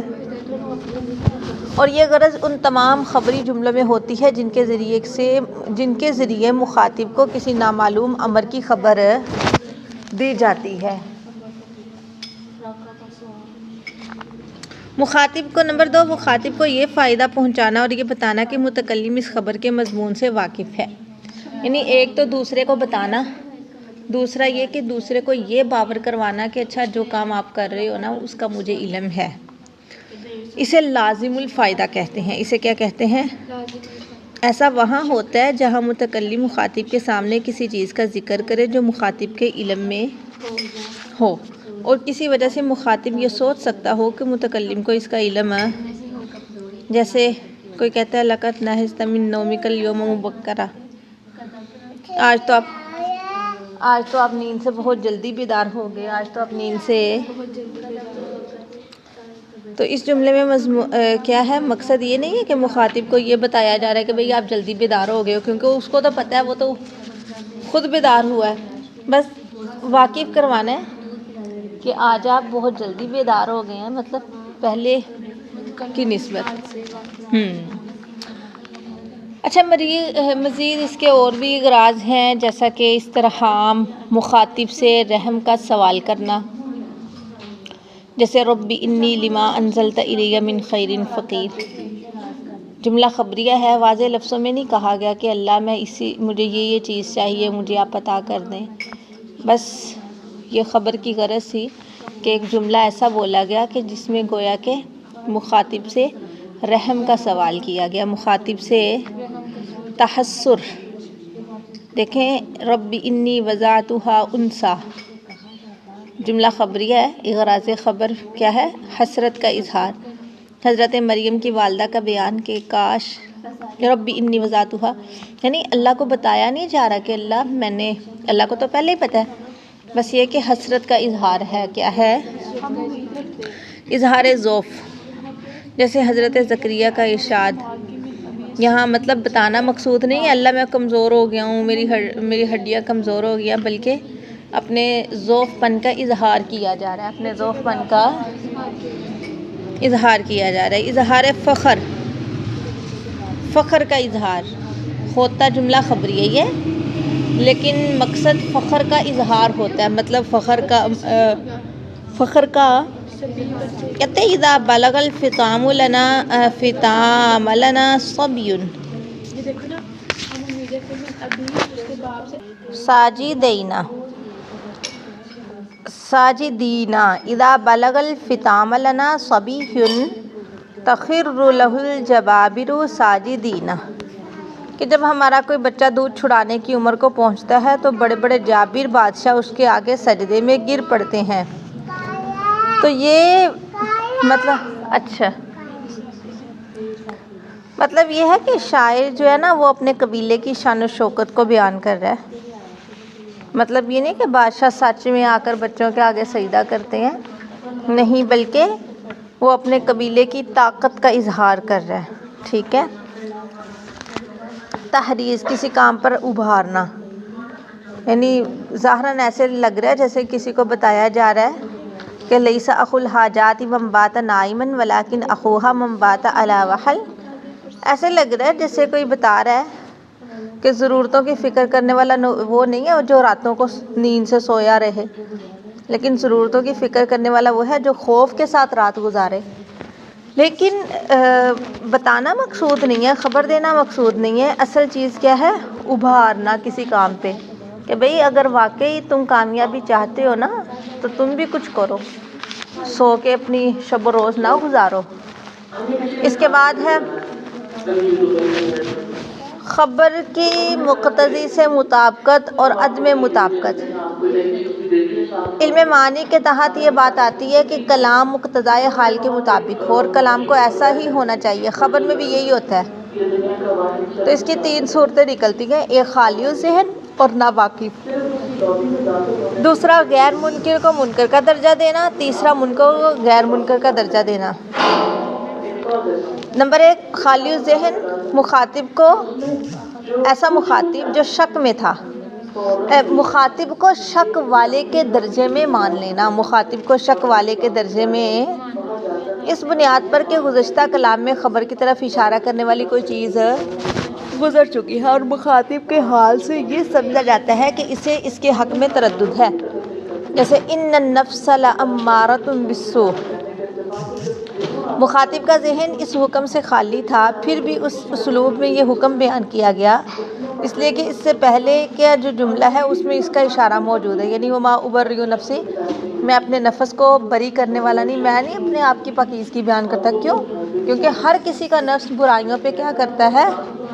ابھارتا ہے. غیر منکر کو منکر کا درجہ دینا، یعنی مخاطب ایک امر کا منکر نہیں ہے لیکن اس کے اندر بظاہر انکار کی علامات پائی جاتی ہیں. دیکھیں اس میں ہم اپنی مثال لے لیتے ہیں.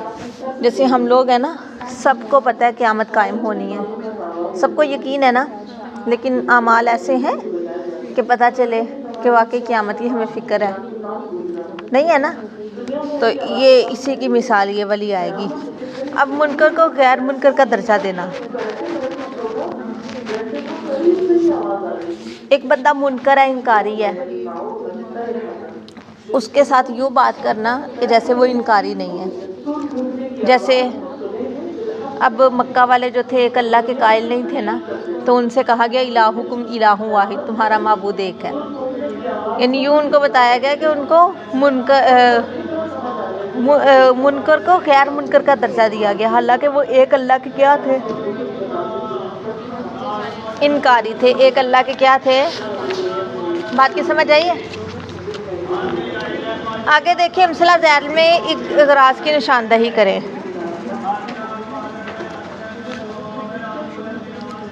ولد النبی صلی اللہ علیہ وسلم عام الفیل. اللہ کے نبی صلی اللہ علیہ وسلم کی ولادت عام الفیل یعنی ہاتھی والے سال میں ہوئی. غرض فائدۃ الخبر ہے، یہاں مقصد مخاطب کو ایک ایسے تاریخی اطلاع دینا ہے جو پہلے سے نہیں جانتا تھا. بولنے والے کا مقصد سننے والے کے علم میں اضافہ کرنا ہے. ٹھیک ہے. انت تعمل فی حدیقتک کل یوم، آپ تو اپنے باغ میں ہر روز کام کرتے ہیں.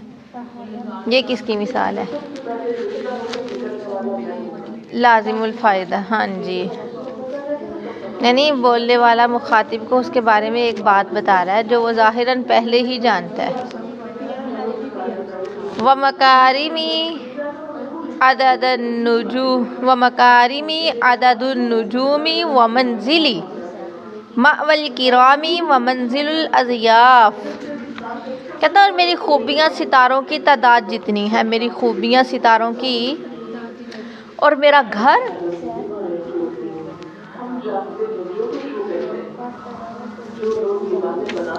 شریف لوگوں کی پناہ گاہ ہے اور مہمانوں کے اترنے کی جگہ ہے. اور مہمانوں کے اترنے کی، تو یہاں پہ غرض کیا ہے؟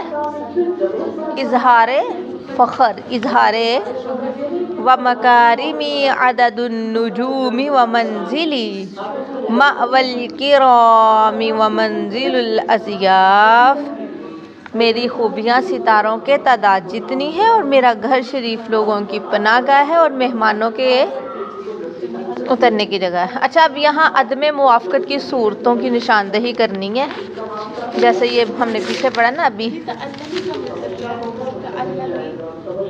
تعلمی کہاں ہے تعلمی واللہ یعلم. تعلمی تم جانتی ہے. دیکھیں یا ایھا الناس اتقوا ربکم ان زلزلۃ الساعۃ شیء عظیم. اے لوگو، آپ کے کھلونے کدھر ہیں؟ یہ دیکھو کتنے سارے ہیں. اوئے اتنے سارے. یہ دیکھو یہ صحیح طرح صاف کرو. یہ لو.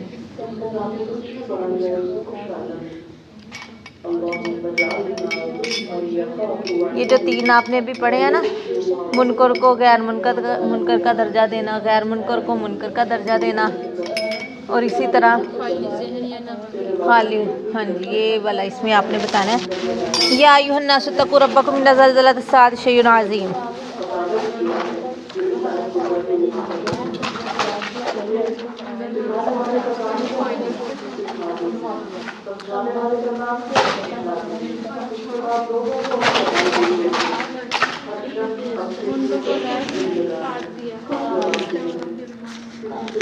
منکر کو شک کرنے والے کے درجے میں اتارا گیا ہے.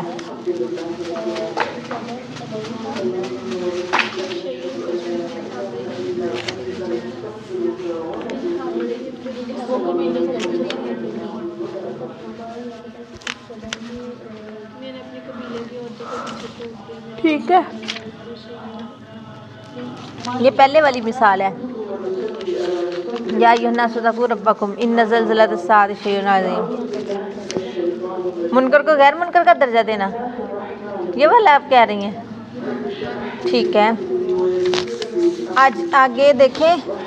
جو شخص والدین کا مطیع نہ ہو اس سے کہنا ان بر الوالدین لواجب.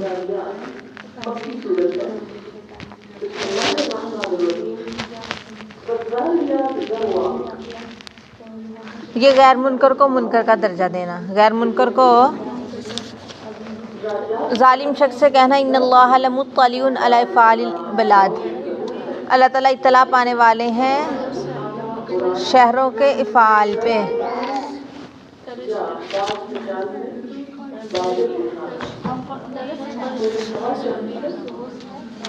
یہ بھی یہی ہے غیر منکر. منکر کو غیر منکر کا درجہ دینا. ہاں غیر منکر کو منکر کا درجہ دینا. ٹھیک ہے. جہالت کے منکر سے کہنا الجہل زار. یہ یہی ہے منکر